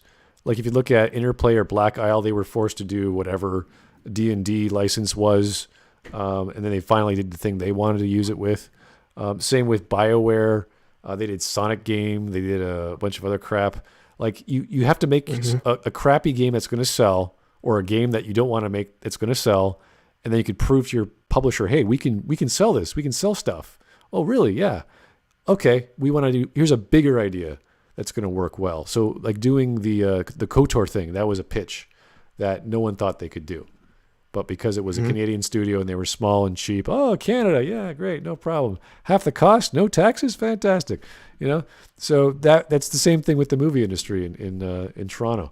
It's very cheap. It's called, what's it called? Hollywood North, whether you're in Vancouver or Toronto. Yeah, it's Hollywood, eh? Yeah, that's what they're calling it. So if you wanna work in the film industry, come to Toronto. Yeah. Basically, Canada has a pretty good film industry. It's like they have a steady chain of work. It's just it's not necessarily the same proximity to where the decisions are being made. Right. But it's burgeoning and booming. Also, when it comes to video games, they're usually an expensive endeavor. Like these companies spend thousands, if not millions of dollars putting together these video games, because if it comes from a big company, the player is going to have a guarantee when they buy something like that for like $60 or something like that. The player, the buyer, is going to want this guarantee that's going to be a functional and well-polished game. And that's what the companies usually, not always, but usually try to give us at least the illusion of it being. So when you have if you want to go into experimental stuff, like a third-person flying puzzle game, just because it hasn't been made yet doesn't mean that no one has thought about it yet. You're not the first one to think about it, probably. It's because Also, that usually it concerns money. Like this never happened before. We never had this game like this before, so we don't know if it's going to sell. We don't know if it's going to be worth thousands to millions of dollars to produce. So we have there have been instances of developers or creators from other projects, like in their downtime, making the basics of a game they wanted to create, and then presenting that as a presentation to the investors or the company, and saying, "Hey, here's my game. Check it out. And people have been liking it. See if you like it." And then they'll say yes or no. It's very similar. I don't know if you guys have a show called Dragon's Den. We have one in Canada where a bunch of millionaire. we have the British version. It's much better. It probably is. We have a few weirdos on our. I don't know if we have American version or not, but if we do, it's probably better than both of those. Okay. Or you copied our what is it? I can't remember what it's called now. The Apprentice, I believe it's called. We had one. And you thought, oh yeah, we should make our own version and have Donald Trump. Yeah, the one with Donald Trump. Obviously, it's much better. Obviously. Well, the idea is you have these guys with millions, if not hundreds of millions of bucks, and you have this new product, and you're saying, hey, this is going to make you 5%. That's your return. They're going to be like, or I could buy a mutual fund, or I could just buy this or that, because they know how to make money. So they're not interested in just making money. They're interested in doing the next big thing, and they want to make 9%. They want to make 10%. Maybe they want controlling rights to your next big thing. So obviously with entertainment, you're not, you could buy the company, or you could found a company, they could buy it out of you, and they'll have control over that. But they want more than just money. There's something about entrepreneurs that they say, hey, you have something, and they can look at a person, see how passionate they are, how humble they are, yet how aggressive they are, that mindset that they're really geared up to something. They are the champion of their idea and their product that's to be. And to find that personality is tough. It's probably why I'm not the right guy to be in the game industry. I went to school for it, but it takes a lot of patience, a lot of hard work, a lot of sleepless nights, and I don't think my body could do it. It's not for everyone. Same with in the Hollywood industry. Same with in Shiny. Like you're going to be working a lot of long nights. A lot of crunch time. A lot of crunch time, exactly. So it takes a certain mentality and a certain team to make the right product. And it's hard to find that, especially when you're asking for millions of dollars. And the hopeful return in a year or 2 years or 3 years or even more, depending on the game project, is 5%. Maybe they'll get ownership, so they'll get 50% royalties, whatever the producer or the publisher takes. If you're distributing it a certain way, if it's on certain consoles, Then you can't even look at what online stuff is doing, like for Steam. So lots of business. Glib, I have a question. So, Go since for it. crunch time is so common in things like visual effects and in things like the game industry, why not simply have more realistic deadlines? Why go through the stress and the overtime, pretty much? They do it in the film business if there wasn't enough clout based on the guilds and the unions that are there to say, here's what you're not allowed to do, here's how we're going to collectively bargain for these rules, you have to sign the agreement. Video games are newer than the film industry, so they don't have as much union power. Therefore, a lot of and visual effects in different fields, because they're not necessarily in, like, emerging fields don't have a lot of insurance and security measures in place to give a worker security that they're going to continually have a job, or that they're going to have their health care taken care of, or that the job will even exist in 10 years or whatever. So all those people that are forced to do crunch time, they probably don't have a union, they probably don't have any representation, and if they did, they would probably get fired due to demand, like, for those jobs.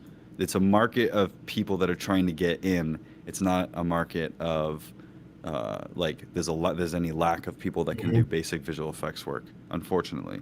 So with all those factors combined, that leads you to very low power to seek any kind of change to what the companies are allowed to do at this point.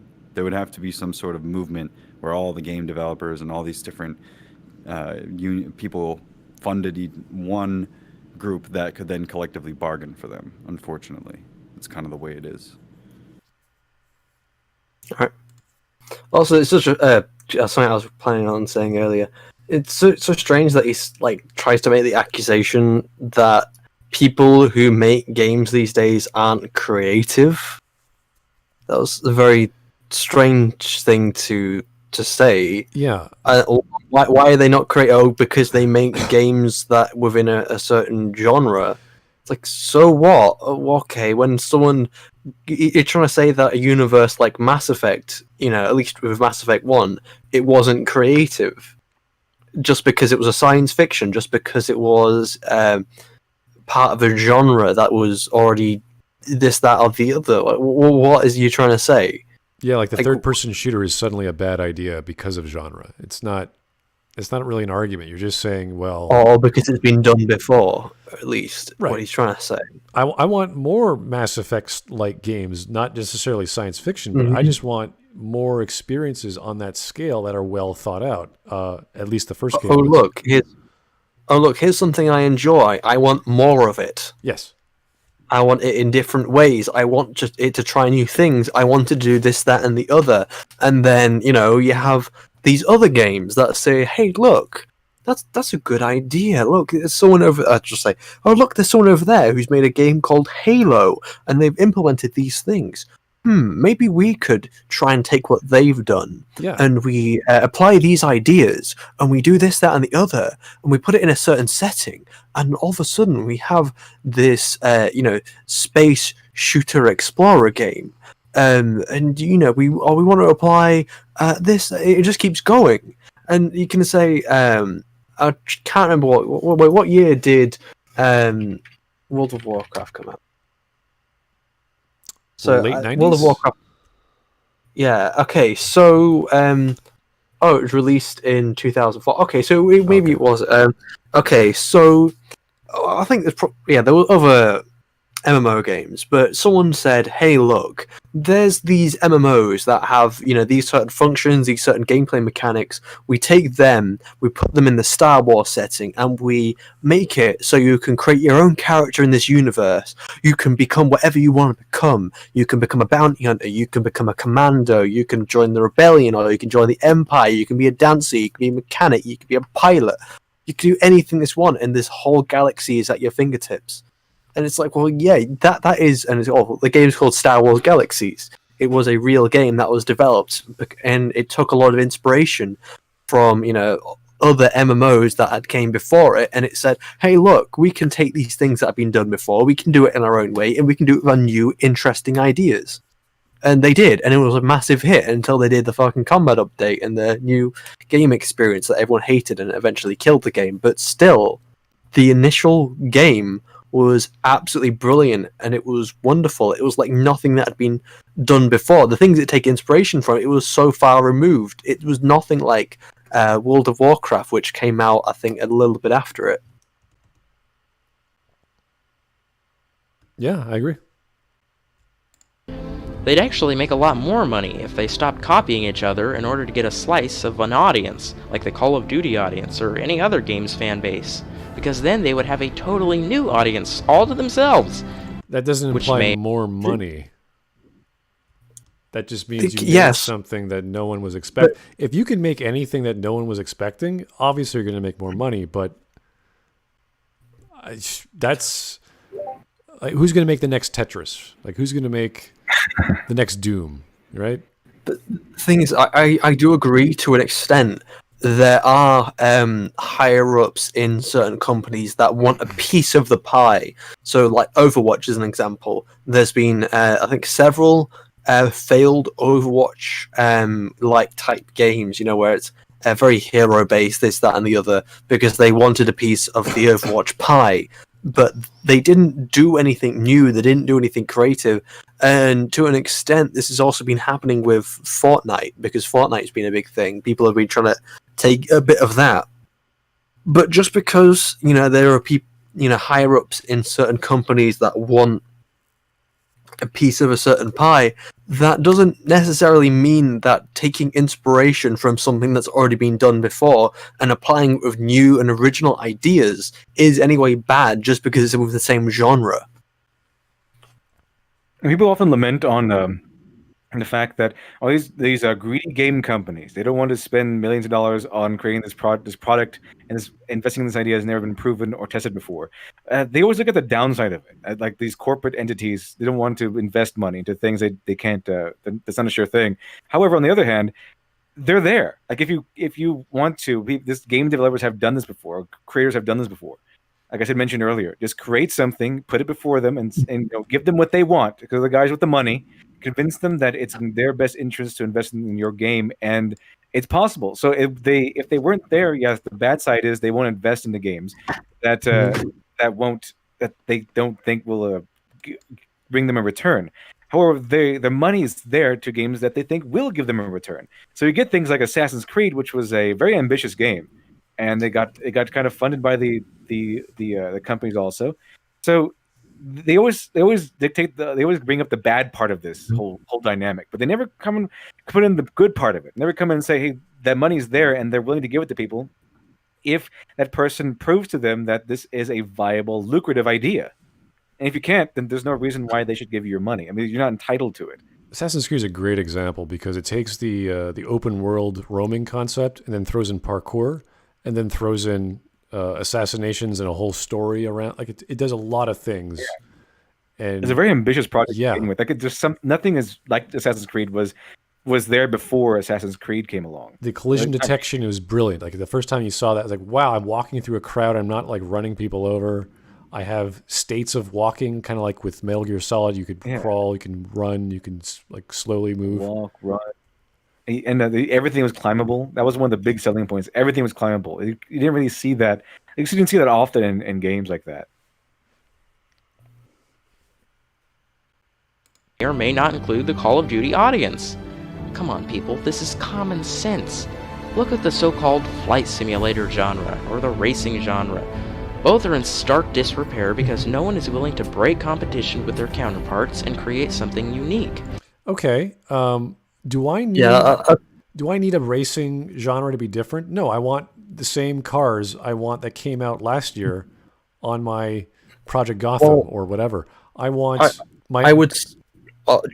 When it comes to the game industry, sorry to cut you off, Smud, but when it comes to things like game industry and things like sports games, there's only so much you can do, especially when you're pushing out these games yearly. And I think racing games is a very good example because, well, what else are you going to do? I guess you can try and do, new racing maps. You can try new cars. But when you're trying to stay so close to the realism of racing, there's not, especially when you're doing these games yearly, there's a point that you can't really progress past. And I think that's got more to do with the failure of the racing games. And when it comes to sports games, sure, they're still doing well, but you can't really say that there's a lot of new ideas being brought to the table every time a FIFA game's being brought out. That's fine, but people want what they want. They want the new players. They want the new cars. They want the new this. That's why there's like Forza 5 or 6 or Gran Turismo, whatever. I don't know what versions there are anymore. But why would they stop making money? Like, that's kind of silly. When it first, That's their whole idea. Yeah, exactly. So there's nothing wrong with being good at what you're doing when everyone likes it. What a concept. Exactly. Oh, it's so uncreative. No, it's not. You have to update your hardware, update your software, all your drivers, figure out the specs for every car, get the sound of every engine revving up, every car tire screech, every bump in the bumper, like they replicate it like a simulator. It's beautiful. I remember when Project Gotham first came out. This is way back, like longer than 20 years ago. When you bump your car into the side of the road, all the break points of the doors, like, oh my God, it's so realistic. I love that. Then they had hand braking and all the other cool things you could do. So drifting. It seems was like it's like, what's his name? Porn Story or whatever. Porn Story Games. It seems like he's trying to Porn Chan. It seems like he's trying to say he's not trying to insinuate that these companies should just hand over money, hand over capital to any crazy weirdo off the street who has an idea. I looked this up before. I looked up a long time ago, many years ago, how to get into the gaming industry if you want to make a write for video games or whatever, and they say there's no such thing as an idea guy. Okay, people think there's this idea guy or this guy whose whole job is to come up with ideas for video games. That job doesn't exist. Exactly. Okay, there is no idea guy, appointed idea guy in games. It's programmers, it's creators, it's people who take on multiple tasks that create these new games. And just because you say, "Hey, I have an idea, we should have like a flying third-person flying simulator puzzle game," it's because you say that doesn't mean they're going to say, "Okay, we're going to toss you millions of dollars so you can create this weird idea. We have no idea on how it's going to work or what it's going to be, or even if it's going to sell at all. We're just going to just hand over money." And it seems like Porn Chan here is saying that these companies should hand over the money to get these games developed. Now, what happens in real life, if you're in the real world, is that you work in these industries, you work for games, you help develop them, you gain experience and knowledge in how this stuff goes and how this stuff is created, and then you step back and then you do what everyone else does that has their own project. You work your job to make money, and then you use your own time to work on your own product. And then once you think it's in a state that you can present it, that it's at least polished enough that you can present it to somebody, you present it to somebody, and they might say it's essentially pretty much like writing a book. Okay, you polish your game up to at least a playable standard, maybe make one level or whatever, and then you have them take a look at it, and they like it. They think it might be, they go over the charts or wherever they go over. Even if you present your third-person flying simulator puzzle game and say, "Hey, this is actually pretty fun. We might be able to do it. Here's some money," or "No, we're not going to take a chance on this. We might not get our money back. Here's we're going to reject your idea. Get back to work." Then you take it to another company, you move it around. You're not entitled to this company's money. It's because they have lots of it. Doesn't mean they owe you anything. Okay, you have to present them something that's workable. Okay, just because you have an idea, there's no idea guy in video games. Okay, just because you have an idea doesn't mean they owe you money. The only idea guys I'm familiar with are, I don't know if you guys have seen Mad Men, but they're called the creative part of marketing. They sit in a room. Yeah, those guys actually work. It's an actual job. Yeah, it is. They they come up with crazy ideas. Like I've worked for many creative teams and various agencies over the years. So they come up with crazy ideas, and you have to tell them yes or no, essentially. We want to make the next Chrome browser. It's like, no, we're not going to do that. That's not possible. Well, we wanted to brand it with Downy soft towels. Like, I think I know where you're going with this. But, well, yeah, so I actually solved their problem. But the thing is that they're there to, like, can we do this? Yes, okay, then let's sell it. It's like, can I monetize it? In that scenario, the idea guys in that scenario, their ideas are the entire job. So you think of an idea, you say yes or no. If it's yes, you implement the idea, as opposed to, hey, I have an idea for a video game. Okay, well that's the only step one. That's step zero, and then you have to create the video game, which is a monumentous task. In advertising, you think of an idea, you kind of implement the idea pretty much right away. Your idea is the job. That's why Kickstarter implemented a few years ago, if you have a video game idea, you first have to have a demo before they'll even go through the recommendation list of getting your game or your project approved on a Kickstarter. So, yeah, they learned the hard way because people were asking for hundreds of millions, or not hundreds of millions, but hundreds of thousands of bucks, essentially. I think Project Phoenix was the biggest example I could think of. They got all these talent from Japan and it went nowhere. That reminds me of a video, I think it was done by Door Monster, that channel Door Monster, where this guy came up with an app where you can pre-order games that haven't been created yet. So you can pre-order like this one game. This guy had an idea that he thought of in the shower, put it up on the app, and is collecting money for it or whatever. It's like, yeah, it's called Gray Matter or something. It's supposed to be like Minecraft if it gets up and running. But basically, they're just pre-ordering games that are just an idea stage at the moment. I'm gonna let you into a little secret when it comes to advertising and sort of trying to push your product. The games company should be treated as having all money and no sense. They are your client, and the best way to treat a client is to treat them like they're an imbecile. In the way that I say, you do all the thinking for them. You tell them what they want to hear. You need to present it to them in a way that they are going to have as minimal effort involved as possible, because they want to hack out inferior garbage designed to siphon money from idiots. So you need to present them something that they know they can sell and they understand, and they know they can shift. Essentially, they don't want to do as big and powerful as they are. They don't want to do the heavy lifting. You have to think for them. Yeah, there's an interesting dynamic between producers and developers over the years that have changed. But I think LiteratureDevil is right that even Casey Hudson, he's an engineer. He worked on KOTOR, and then he finally got promoted to pitch Mass Effect. So all these guys that are known for making stuff, they're actual QA guys that get started. They're level designers. They do mods for games. They get hired, work on level design. John Carmack's one of the most famous ones because of Doom and Daikatana. So, and Daikatana was not a great game. So there's all kinds of horror stories from the gaming industry. Well, the other one is like, if you're, let's say you're showing off a website that is your portfolio, and the guy who is your target, he is your client. To look up your portfolio, he has to click on 2 different hyperlinks. It's like, well, that's a fuss in comparison to where someone else who's created a website where the client only has to click 1 link to bring up your portfolio. And you might think that doesn't matter, but to a company that you're trying to impress with your product, that matters greatly. You want to reduce the amount of legwork they have to do before they go, yep, okay, I'm cool with this. Let's go. You also need to present it, and you also need to, order it as well. Another good thing is not to come across as an egotistical brat. That's a very good thing too. You will be honored. Yeah, it's usually good. It's usually a good way to go about things. Just not go around saying that, hey, audience, I'm trying to sell to all your favorite games. They're crap. They're not real video games. Buy mine. No, thank you.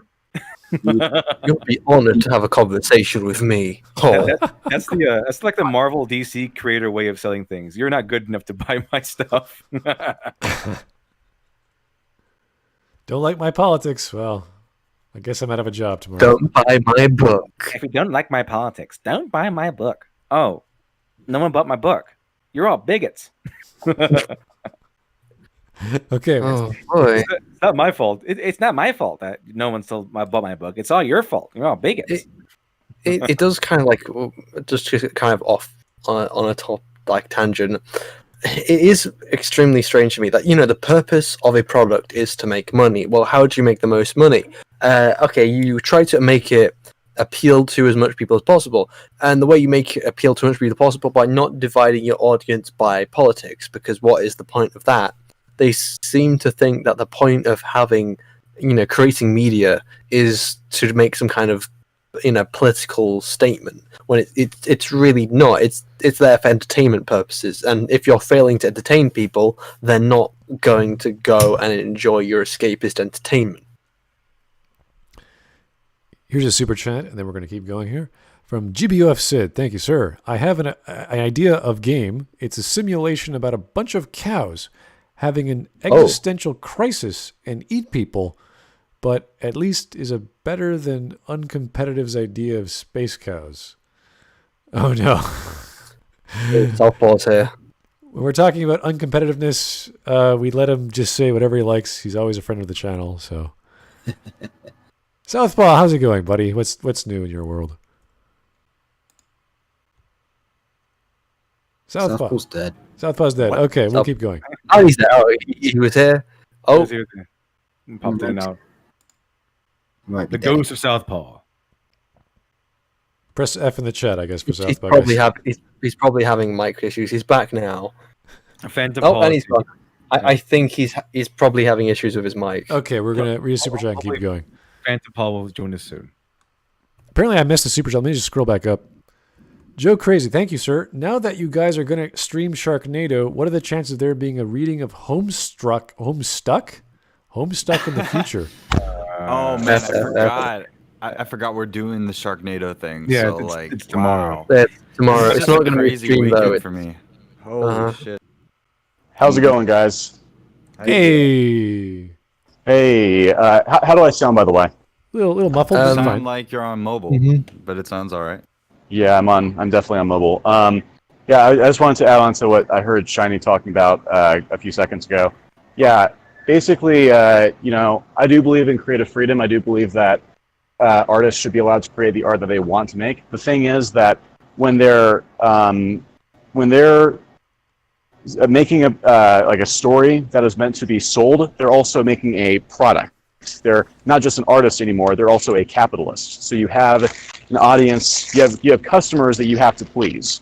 So it's like with The Last of Us 2, it's obviously the story that Neil Druckmann wants to tell, but it's not a product that his fans, that most of his fans want to buy. So you have to, when you're being an artist for profit, you not only go ahead and tell the story that you want to tell, but you also need to sell your customers something that they will want to buy. Yes, that's how marketing and research and making profit works. He's basically enumerating that art is not, movies, video games, music, they're not just art forms on their own. They can be. You can do it entirely not for profit. But the vast majority of these things are created with a commercial return, and therefore they are created for the purpose of that return, in addition to the art. The art is contingent on its ability to fund itself and to get assistance to create it, because video games, even more so than movies, need a huge team to get things done. Or if you're creating it with a limited team, then you're also limiting the amount of energy you can use over time, or how substantial you can use that energy in terms of the quantity of your content. Yeah, I completely agree with that. It's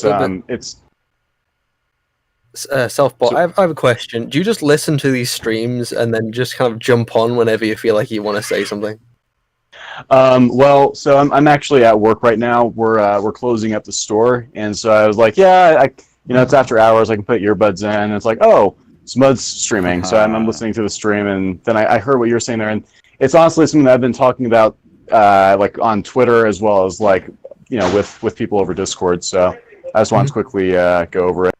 He's always there, lurking in the shadows. It's like Southpaw that just kind of peeks over. And he's Speaking of which, looking, he's always listening. I have to step away for a little bit. If you guys are still streaming, I'll be back. But if not, I will talk to you guys later. All right, see you, Glib. Got a big rotating cast of characters going on right now. Yeah, they pop in and out like we're watching an episode of Cheers or something. Everyone knows your name. Every time you walk on, everyone just kind of like a cheer track. Here's Andrew Clark. Thank you, sir. I played Star Wars Galaxies before mounts. Really? There were mounts in Star Wars Galaxies? I had no idea. Oh yeah, they had things like speeders. You could they also had ractals as well. They had you could tame. When they brought in creature tamers, you could tame like animals, and one of them was like ractals and all sorts. They also had a card game where you could get mounts, but that was in the new game experience. It was weird. All right, we got a minute and a half, guys. Let's keep going. Instead, all they can think about is mimicking reality with games where you drive actual cars that exist in real life. Oh no, simulators. What a horrible creation. The thing is, no. People like real. Sometimes you need something new and you need something over the top. You get Mario Kart, which is fine. There are people who like Mario Kart, but there are certain people who want realism in their games because it feels more immersive. It's not as immersive if you're playing your racing game and all of a sudden you have a fucking flying blue winged thing and it goes over and it slams down on the person in front. No, that's not very immersive at all. It de-immerses you if you're trying to play this experience. So there's only a certain thing you can really do with realism, and it's fine to try and chase realism because that is what some people want in their games. But sometimes, obviously, people want something different, and it's more complicated than just, oh, look, they're doing this, and this thing is bad, because having a realistic game isn't necessarily bad. I wouldn't say having a realistic game makes for a good game, but it certainly adds to the immersive experience. He seemed to have jumped his argument. He was going on from, well, you're just copying what everyone else is doing. Now he's saying simulators are bad because they're unoriginal. I like, okay. Oh, they're copying reality. They're unoriginal. Simulators are bad. Okay. Genres are bad. Genres are bad. He just jumps entire discussions. He's like, first it was class. The classes in COD. Was it Call of Duty classes or something like that? Then it was entire gaming genres. Like, whoa, slow down. Now we're simulators and it's copying other games. Like, all right, fine.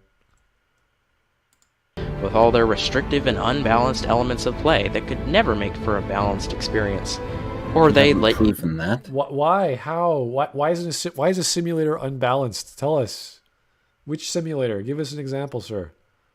It's accurate in the sense that in a racing game, a Honda Civic is not going to be as fast as a Lamborghini, but that's why they don't put those two in the same race during the simulator. Yeah, you have to play a lot of the game to unlock the Lamborghini with cash. Yeah. Wow. Yeah. Here's just life. Wow, it's like life. Oh, let's play a simulator about life. Oh. Let's play a life simulator where you have to, work for all of your life, and then after you've worked for all your life, that's it. It's the end. Buy a Lamborghini and die. Where's the real Sekiro? Yeah, Sekiro. Let's play Simulator Sekiro. Okay.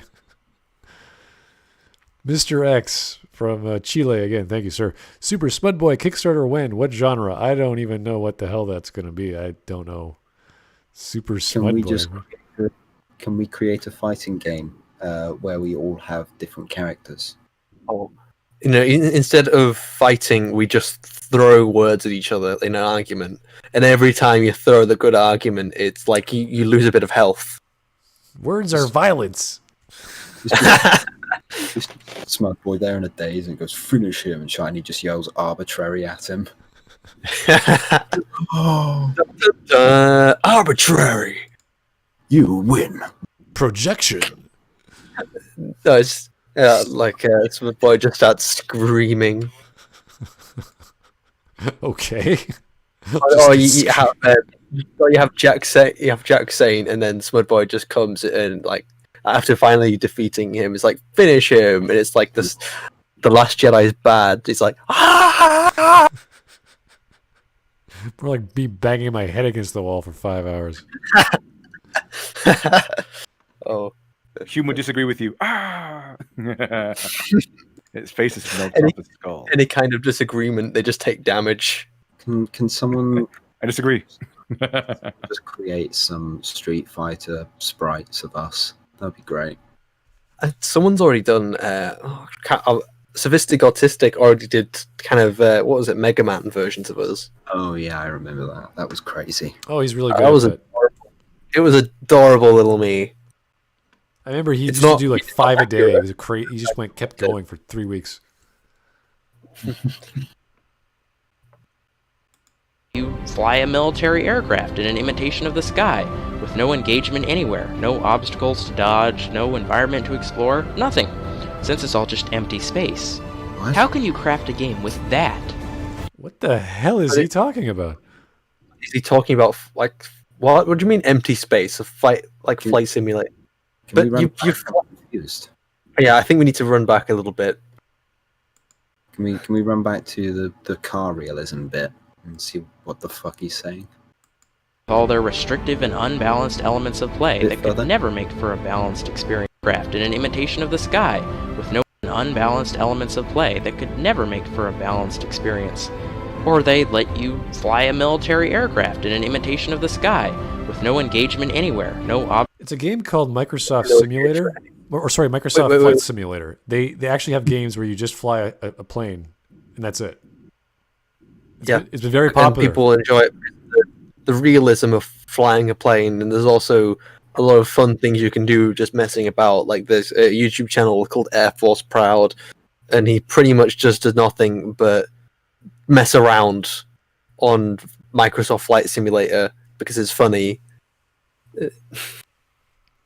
But that's the thing. I'm really unlikely to ever fly an aeroplane. So that's actually a pretty cool experience. In the same vein that I'm never going to be able to explore dystopian medieval Japan, which is why Neo is a great experience. Vastly different things, though. He's saying in the video, just to go back to the video, he's saying that there's nothing interactive or engaging about flying about the sky. But usually when you're flying about in the sky in one of these, I think what he's referring to specifically is a game like Battlefield or Battlefront or COD, where you fly about a plane like here. I've never played this game specifically. I don't know what this game specifically is. I assume it's a COD game. But I can speak from experience while playing Battlefront. When you play as a fighter, the engaging part is, flying about, shooting things, other fighters or targets on the ground. Or if you're playing Battlefront 2005, you're fighting this capital ship and you're taking out all these objectives, like you're taking out the bridge, or you're taking out the engines, or you're taking out the life support to eventually win. So, again, strange argument. So it's like, oh, it's not interactive. Well, it is, and people enjoy it, and people love Battlefront 2005. And whether or not it's interactive is entirely down to how intuitive they've made the controls. It's got nothing to do with the genre. If it's just press one button in plane to move forward, then yes, it's not particularly engaging. I remember the hardware that used to come out, must have been the 90s. You could buy like a choke, the three-dimensional joystick for doing yaw and all the directions, the throttle, all that stuff. And they use that now in flight simulators. So these things are iterative, and who wouldn't want to buy a cheap? If you're really into planes, I have friends who have fathers who are mechanics for Air Canada or other various aeronautical companies. They love this stuff. They can't get enough of it. It's like I can't fly in planes as much as I used to because of my age, but man, I can fly in the latest. Was it A700 bus or Airbus, whatever it's called? So they love that stuff. I do have to go. I actually have a discussion to do with Anomaly Inc. because I kind of threw some shade at him over a point that he made in his little debate yesterday on EFAP, and now he wants me to elaborate on it. So I'm going to go ahead and do that and hash it out with him in a call. But it was nice being on here as briefly as it was, and throwing in my 2 cents. But I'll hopefully be on again at some point for like a full episode. Only thing is that these things, Smud, you tend to stream whenever I'm at work. Sorry about that. So no. It's just that's just the way that retail is right now. Is I'm always working during the times when everyone else, like yourself, would be off. So, anyways, why do you have a job? Why would you do that? Why would you have a job? Yeah. Well, because I'm not popular enough on YouTube food? yet, and I don't make enough. You need food? What would you eat? Are you some kind of eating person? Yeah. I need food, and I need gas. I need to pay off my bills and everything. You want to earn? You'll work to earn money. Patton Oswalt says people like that are horrible people. Wait, what? Some kind of capitalist? Wait, I'm sorry. Okay, so. Yeah, he said, Anne Frank stayed in the attic for many years and for hiding from the Nazis. You can't stay at home and not work for a few months. You're garbage human beings. Why can't you just stay at home like me in my big old mansion and watch Netflix and order pizza? You know? And the celebrities who are complaining about how terrible it was that they had to stay in their mansions. Oh, Okay, my Southpaw, God. have a great day, sir. Take it easy. We'll talk to you later. Will do. Yeah, and keep being the terrible working people, I guess. And I mean, the thing is that my work is I'm an essential worker. I work at a grocery store, so that's why I'm actually one of the people that's keeping society running right now. That you are, sir. One of we'll the give you a millions of salute. people. Everyone salute Southpaw. Keep doing your job, sir. Thank you very much, sir. All right, I'm out of here. Take it easy. All right. Did you watch the clip of Sam Smith crying because he was in lockdown? I don't even know who Sam Smith is. I'm sorry. Who? Sam Smith is a singer. So, like an English singer, he's kind of, I suppose he's kind of popular, mainly with prepubescent women. But he basically put out a video on Snapchat about how it was so hard being in isolation, living in his mansion with his butlers and water beds coming up the house. So yeah, I really bleed for you in your $1 million that you have to stay in isolation for such an extended period of time. Mm-hmm. It's been pretty embarrassing for Hollywood these past few weeks. So. When is it not embarrassing for Hollywood? There's always something going on up there. Didn't a load of people in Miami say we are in this together with their yachts? There was a 10-hour stream of music of them singing. I was like, okay, I'm not going to watch that. Yeah. Mm-hmm. All right, 1 minute Anyway, left. 1 minute. Let's get back. Let's go. Let's do it. This crazy person. And next we can watch his very insane take on Half-Life 2. No, please, no more. Or we can watch his video about how you've never played a real game, or his video about how there's no such thing as a glitch. Environment to explore? Nothing, since it's all just empty space. How can you craft a game with that?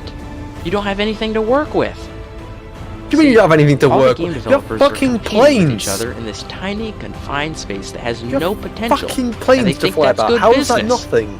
Look, the video game industry is supposed to mature. You're supposed to get smarter, learn new techniques for how to make fun, engaging, unique games. And all you idiots can do is copy each other's failed pieces of utter worthlessness. These games are fun. I don't know. Some people like if you like the genre of game, you might find it fun. I don't know. Yeah, Battlefront 2, the new one. It's fun. It like the space battles weren't done by fucking the I can't dice, but they were done by another place, and they did it very well, and it's fun and engaging. You gotta like the fact he said mostly empty space, referring to the plane thing, but showed footage of a highly detailed island Yeah, and he's attacking things like targets on the ground and bombing. What exactly does he want out of a flying game? Like, what's the argument there? Oh, you need to have obstacles. What even constitutes as failures if they are multi-million-dollar genres? They make bucks every year, and the reason why they are so popular is because they continue to make big bucks.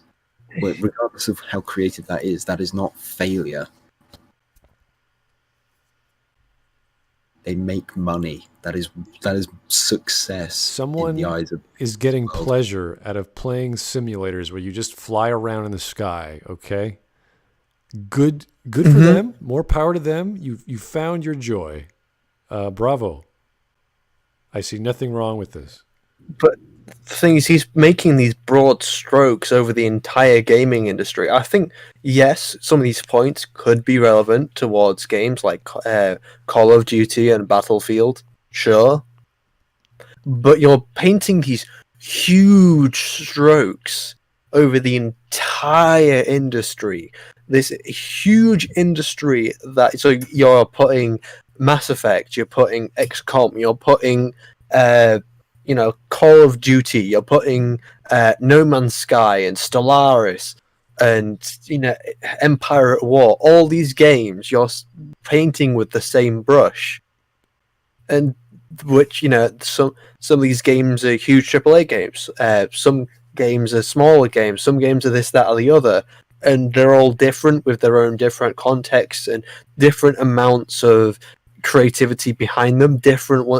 Some of them are yearly releases like Call of Duty, which there are lots of criticisms you can put against that franchise, but I don't follow that franchise. But you can't look at a game like Empire at War and say it's not creative. You can't say that it's just a copy of other games. It's not it's not bringing anything new to the table. Plus, the examples he was giving us were driving and flying simulators. So, yeah, this is a very small amount. For examples, you're using a very small amount of the gaming industry. It's not. Look at games like Anthem and discuss why they didn't make the money they were expected, and why, in that regard, they were not successes. They were, in fact, failures because they didn't, bring the company back into the black. But I'm not even talking about the money, just talking about the gameplay, why the gameplay doesn't work, why it's not a fun and engaging game. If you call it a failure, I assume that means it's a failure in terms of the company did not succeed in the way it was, hoping to. Yeah, look at a visual novel. All it is text with some images on the screen. The gameplay could be completely non-effective. Like, you wouldn't have to do anything. You just advance the next page. Guess what? That genre works. People like that. They like visuals. They like moving comic book images and dialogue and inner dialogue. They like it. It works. Guess what? We'll throw in some gameplay. We'll throw in some RPG elements. You don't have to, but now you're creating new genres. You're adding genres. You're combining them. That can work. Oh no, but genres don't exist, Smud. You're forgetting this. Apparently genres don't exist. So you can't do that. You can't. The Japanese would disagree. They like it very much. So whether they're innovating enough for this guy is questionable, but the example he's given is not very helpful. His argument about space in a flight sim, there's no challenges. Again, the arguments he's making mainly prelude to racing games or Call of Duty and Battlefield, but that's not the entire gaming industry, and that's not all of the genres. They can be valid, sure. I'm more than happy to listen to these arguments when preluding to Call of Duty, when preluding to FIFA, when talking about racing games. Yeah, but he has to be specific. He's doing, as you said, a broad. You can't say that. You have to be very specific. He's saying, like, this video really shouldn't have been there's no such thing as a genre. The parts that have the most validity to them are mainly, he could say why Call of Duty and Battlefield aren't original, or why they're not finding new ground, or exploring more actual examples of games which aren't doing anything new, which aren't pushing new ground on what they're supposed to do. It's like he doesn't have a very broad idea of what is in the gaming industry and what the gaming industry is. Yeah. He seems to be forgetting about so many fantastic games. It's kind of like games which you might not even have heard about, like The Isle, where you fucking play as dinosaurs. Has he heard of that? Is that not new? I'd like to compare it to the comic book industry, because Yeah. imagine reading comic books without superheroes, right? You're like, oh, just another story about a guy who's a detective and he's trying to figure out who killed who. And then all of a sudden, Superman comes on the scene. Oh, that's something new. And then we have all these standards for superheroes. What's over the top? What's believable? What's too much? What's not realistic enough? What's not not Marvel enough? Not human enough? And then he starts arguing. Well, Marvel's hasn't been really doing anything in the past 40 years. You're like, okay, well, can you be more specific? Well, look at this arc by this one author on this 1 year. You're like, oh, it's so uncreative. You're like, that was like 30 years ago, buddy. Like, what do you act By one creator. By one creator. How many creators work on Marvel? It wasn't just one guy. One guy wasn't just Marvel. It wasn't just Stan Lee. Stan Lee created excellent stuff. If you're going to say all of Marvel did nothing for 40 years, it's like this guy saying there's never been an actual video game before. You're going to have to give us like some wide-spanning elements as to why. And another thing is, he's saying like things like, "Oh, well, your guys are supposed to push technology. You're supposed to do this, that, and the other." Yeah, that's fuck. What the fuck do you think the gaming industry does? Yeah, like the gaming industry is one of the biggest pushes in technological advancement when it comes to computers. Graphics card these days and processors, they're not designed for visual effects. They're designed for gaming because that is the biggest market. That is the biggest push of the hardware. There is an but argument, even though there is an they argument can about technology slowing down as a result, because now we're focused on smartphones being smaller and faster as opposed to bigger and more powerful. And I've seen that in the past 15 years. There's limits on there are physical limits on what we can do with computers, because obviously we have constraints within our reality. You can only make circuit boards so small. You can only do this, that, and the other. You can only make it's so there are lots of things that definitely go into technology. It's while it is still advancing rapidly, it's advancing at a decreasing rate, which is like there's no problem with that. That's just reality. That's just the fact that we can't do. Technology will always have its limits because we are constrained of the laws of physics. Right. We're not going to get into that whole what's the new thing in tech that's being pushed right now. But as I was trying to say, he made the accusation of the gaming industry doesn't push technology. Well, he should have made the argument about how. Well, I think he kind of was trying to go for this. He's about trying to push gameplay, but again, that is still what they do. So it's not exactly a good argument, because a lot of games do push new gameplay. But when he was talking specifically about technology, it's a very strange thing to say. Yeah, if it wasn't for gaming in the past 40 years, we would not have the hardware we have today. There's no doubt about that. Same with software. So visual effects wouldn't have been where it is today without gaming. So the thing is about gaming technology and visual effects technology, they are using a lot of the same. So they have this weird symbiosis, because they're using some of the same software for specific things, but there'll be something that is done in visual effects that will then be taken by the game industry, and they'll take it, they'll refine it, and they'll try to make it run faster, but still have that quality look to it. And then the visual effects industry will look at that thing and they'll say, "Hey, look, they've done the thing that we did, but they've made it faster. They've advanced it. They've improved upon it. We can take that, and then because we're not stuck by the constraints of having to render at real time, we can take that and make our render times faster, and we can keep advancing it." And it's a weird ping pong thing too. So, and especially since hardware's been pushed, it gives that hardware is also available to the visual effects industry. All right, we're going to read 2 super chats, and we're going to keep going, and I think we're going to call Well, it. we're having so many fucking tangents. Yeah, I know. Bogue, here's going. That's not a bad thing. Yeah, no, it's fine. It's just that because he's saying things that are so ridiculous, you have to like, okay, here we go. Takes time to fill in the blanks. Here's Bogue. Thank you, sir. He's using the same smug non-arguments as Anita. Yeah, kinda. He's using the same smug arguments as a lot of people we've covered. They're always very smug. They always share this unique.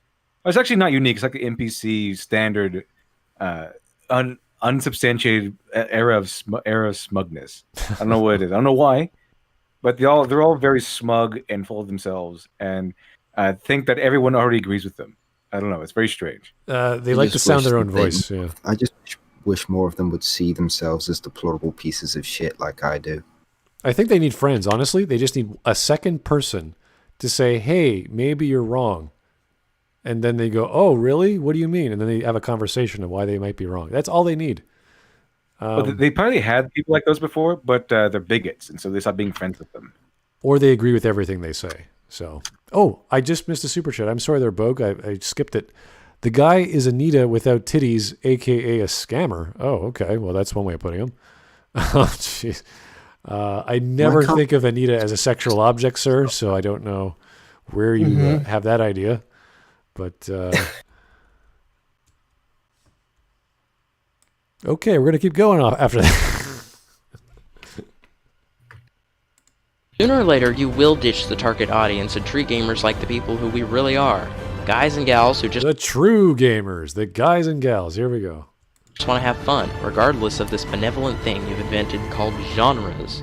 Or I'll make that shot in the foot you gave yourself feel like patty cakes. Oh, and one more thing. Quit saying, well, if you don't like that game, it must not be for you. What do you mean, for? That's what? No. Well, that is a strange argument that I have heard. I will admit this is an argument I've heard before.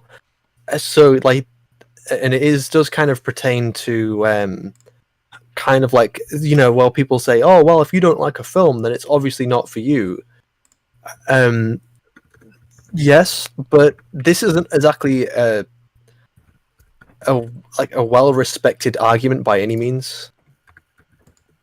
There's nothing wrong with saying it's not my cup of tea, but that's after you've established it's an actually good thing. So it's like everyone likes a certain thing for certain reasons. You're like, hey, you're right. I agree. Those are good things. These are quality elements. But you know what? For my sensibilities and taste, I just don't like vampire gore detective stories in comics or whatever. So that's just not my thing. But the actual example of that genre, or an instance of that genre of vampire detective fiction or whatever, could be excellent. So it takes someone to understand that, though, not just saying it's not for me, I don't want to think about it. Same with like Bond films. You might not be into that stuff, but you can appreciate that there is a quality there that is attractive for certain reasons. I still want to hear what he's going to end up saying. For me. The developer has no idea who I am. It's completely subjective to say, this game isn't for you. Well, who's the game for then? Well, whoever enjoys it. Well, then it's not for anyone in particular. Could you maybe tell us who's making this argument? Because us here are not going to make this argument, well, this game's not for you. You know, because if you're making proper arguments against this game, like, so for example, you go up to Empire at War, you come up with these arguments and you make proper arguments against that game. We're not going to just say this game is not for you. We're actually going to say, we're going to take your arguments on board and look at them. So we're not the people making this argument, and there's only a rare few retards who make this argument, probably people like Patrick Willems. Yeah. It's the same with any other very specific niche video game, like for kids or the casual crowd, like moms at work doing like a Bejeweled or what have you. So, yeah, there are games specific to a certain demographic, but that's fine. There's nothing wrong with that. They know what they're building. So I don't see what the argument is really. If there's something which you should like. They've seen you as a certain age group, a certain gender, the certain interests, and for some reason you just don't want to play COD for whatever reason. It's like, well, it's not your cup of tea, or you just don't care for the million of reasons out there that you just don't want to see a movie that weekend, and it happens to not be a Marvel film or whatever. Yeah. There's only a lot of value in like your own personal taste. Like I don't like most romance movies, or what's another one I don't. And I actually kind of like a number of really bad reality TV shows because they're hilarious, but I don't claim their quality. Oh, sorry, I just remembered where I had this fucking argument before. Brie Larson. I was thinking, who made this argument? I remember hearing this argument before, and it was Brie Larson fucking saying, well, I don't want to hear what this person has to, a 20-year-old white man has to say about A Wrinkle in Time. It wasn't made for him. So I don't think many people outside Brie Larson and maybe Patrick Willems and some people along the same line are going to make this argument. Yeah, A Wrinkle in Time is a friggin' drug trip. It looks so weird. It's really, really strange.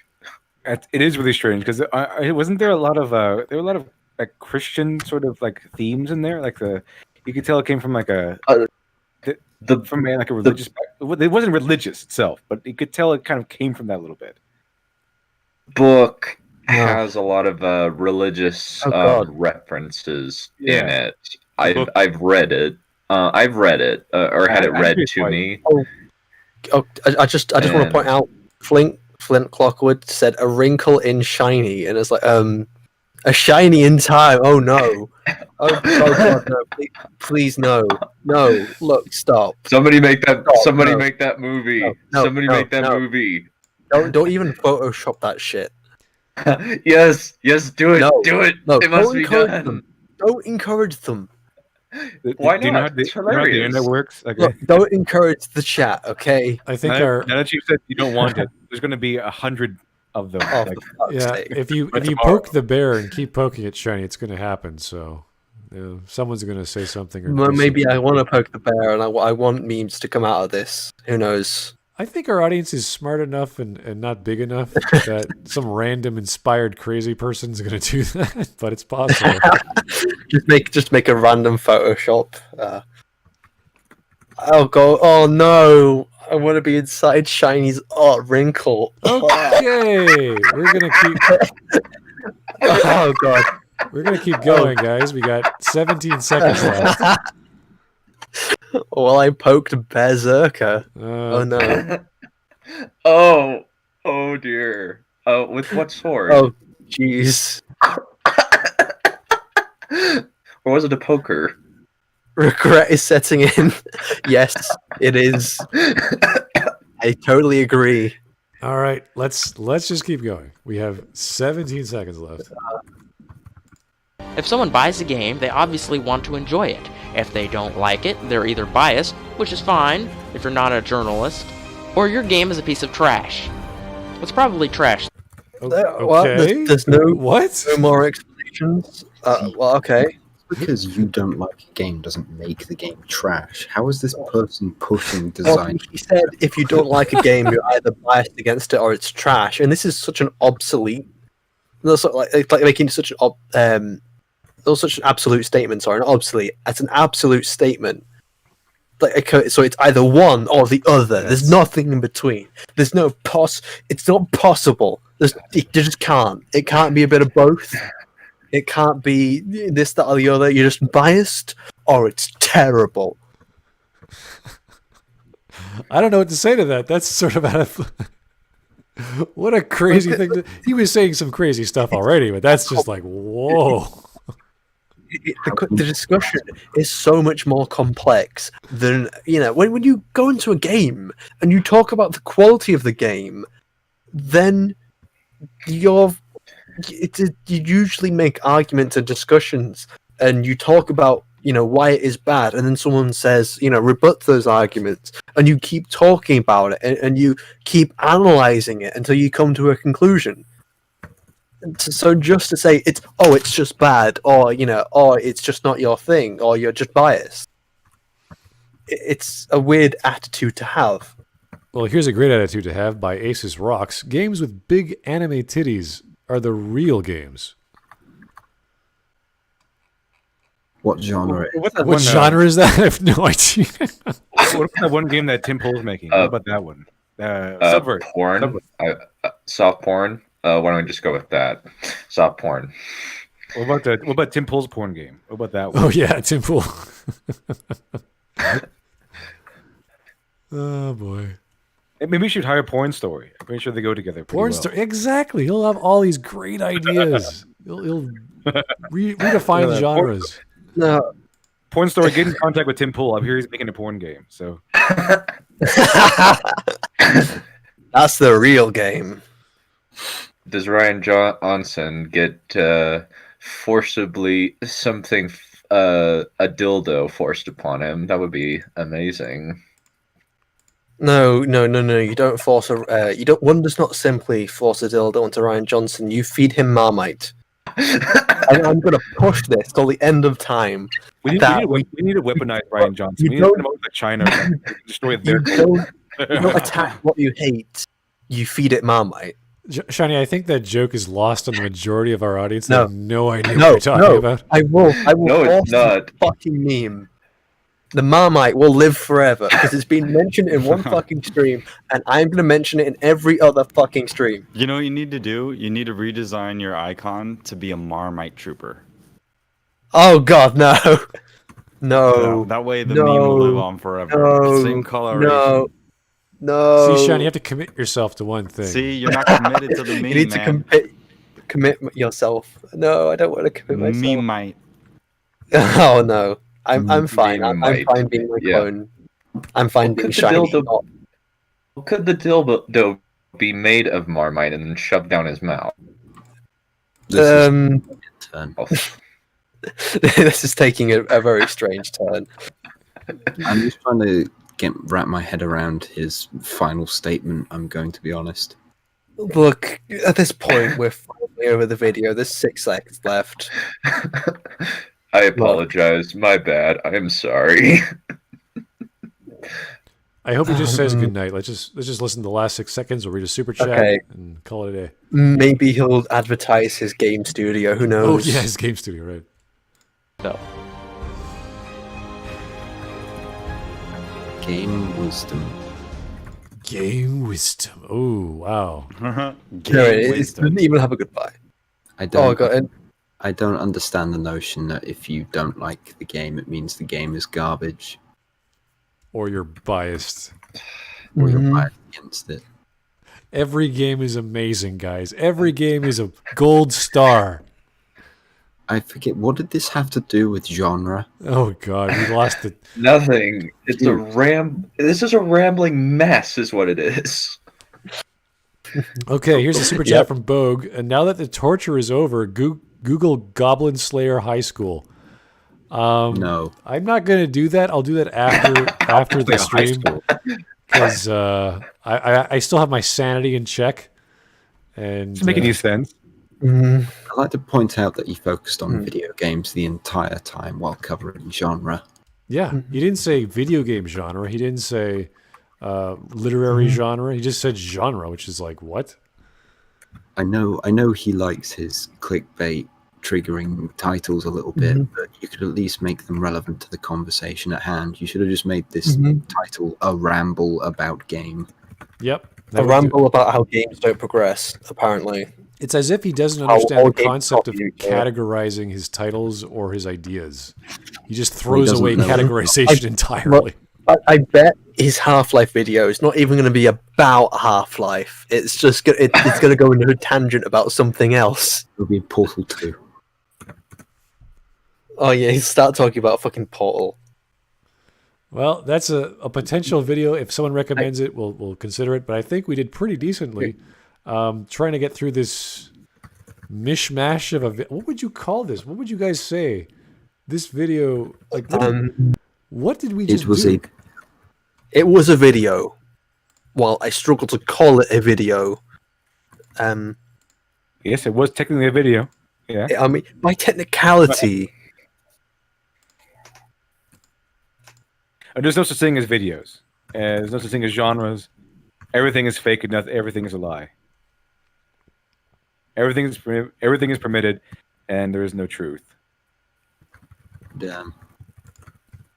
We're just sort of sitting here in just confusion. Like, what was that all about? His premise is clearly incorrect, and he was trying to describe what is creativity. I think what is a creative experience for the creator, I guess. Yeah. Oh, just one thing. Say, thank you a lot for cheering me up. I haven't had a very good day, and it's honestly made it much more better. I feel much happier after this. Awesome. Well, I'm glad we got someone happy. My God, Glib was like gonna cry in a corner there.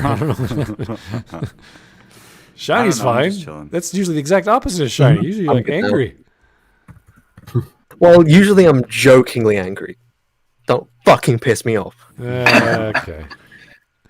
Well, if you want to be a bellend and piss me off, come out. Don't make Shiny angry. Shiny, don't make Shiny angry. I'm honestly someone who doesn't get angry. Like I get jokingly angry, as I said before. Shiny, you just need to go watch the final episode of the Clone Wars. It will make you feel so I much do. better. I fucking need to watch it now. God damn it. It's going to be out tomorrow. I need it now. Oh, I watched it. You've watched it. How have you watched it already? It was on YouTube. How is it on YouTube already? Because the internet is God.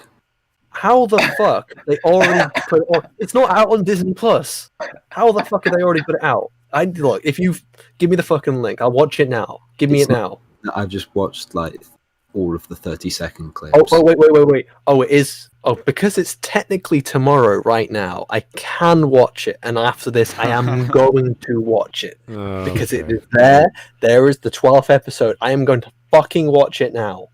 All right, everyone. Thanks for tuning in. We appreciate your time and your patience and Shiny's rambling about his Star Wars fandom. Always a pleasure. Well, I barely fucking talked about Star Wars. Yours just started. It's gonna keep going. Look, Star Wars is great. Don't diss. Well, it was great, past tense, and it is a little bit great. Okay, we get it. Yes, thank you, Shiny. Anyway, thanks Glib and LiteratureDevil for tuning in. Dunn, always a pleasure. Shiny, of course, and Voice in the Radio. Yep. We also had Southpaw pop in. That was great too. Glad to have you guys here. And we're going to be doing a little thing tomorrow, so there's not going to be a live stream tomorrow, but it'll take up our evening, and it's the wonderful world of Sharknado number 6. 6. And yeah, I fucking mentioned that to one of my friends that I'm going to be watching that, and it's like, what, they made 6 of them? It's like, apparently so. So you ever see that movie? Did you ever see that movie Beer Fest? There's one of the characters in there. They're the same guys who made Super Troopers and everything. But there's one guy, his name Landfill. He played Farva on Super Troopers, and they say it turns out that character dies, and he has apparently he doesn't.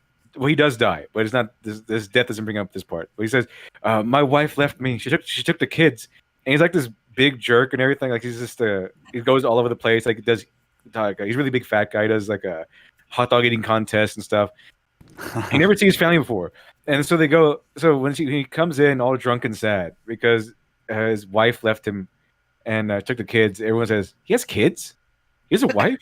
It's kind of like that realization. They made 6 of these. I didn't even know.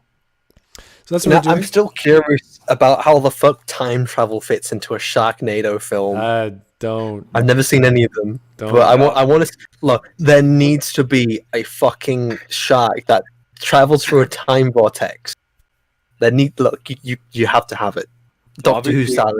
It was a brilliant move in Game of Thrones because everything Game of Thrones people did was brilliant, especially the last few seasons. So obviously, time travel should be really well to go in these Sharknado movies. They did it okay the way that they did it. Obviously. Anyway, Screw Game of Thrones. Screw David Benioff. Screw DB Weiss. Screw Brian Cogman. Screw Richard Danny Plepler. forgot about the Iron Fleet. okay. Danny forgot about the Starbucks coffee on her fucking desk. If anyone has any other suggestions on what to cover next time, please join the Discord and leave in the suggestions channel. I would appreciate it. We always go through all Don't make your it political. Whatever political they are, videos, please. whatever they are, we will For the love of accept God, them no. and argue. No. Look, we've done too many right now. We need to go back to media discussion. That's the fun stuff. We'll cover whatever you guys recommend. It doesn't mean we're going to do them. We're just going to look at them and say, okay, yes or no. But please do recommend. We love your ideas. And hopefully we'll have some fun next time. Shiny had a good time. You guys had a good time. Thanks for tuning in, and we'll see you soon. Good night. Beautiful.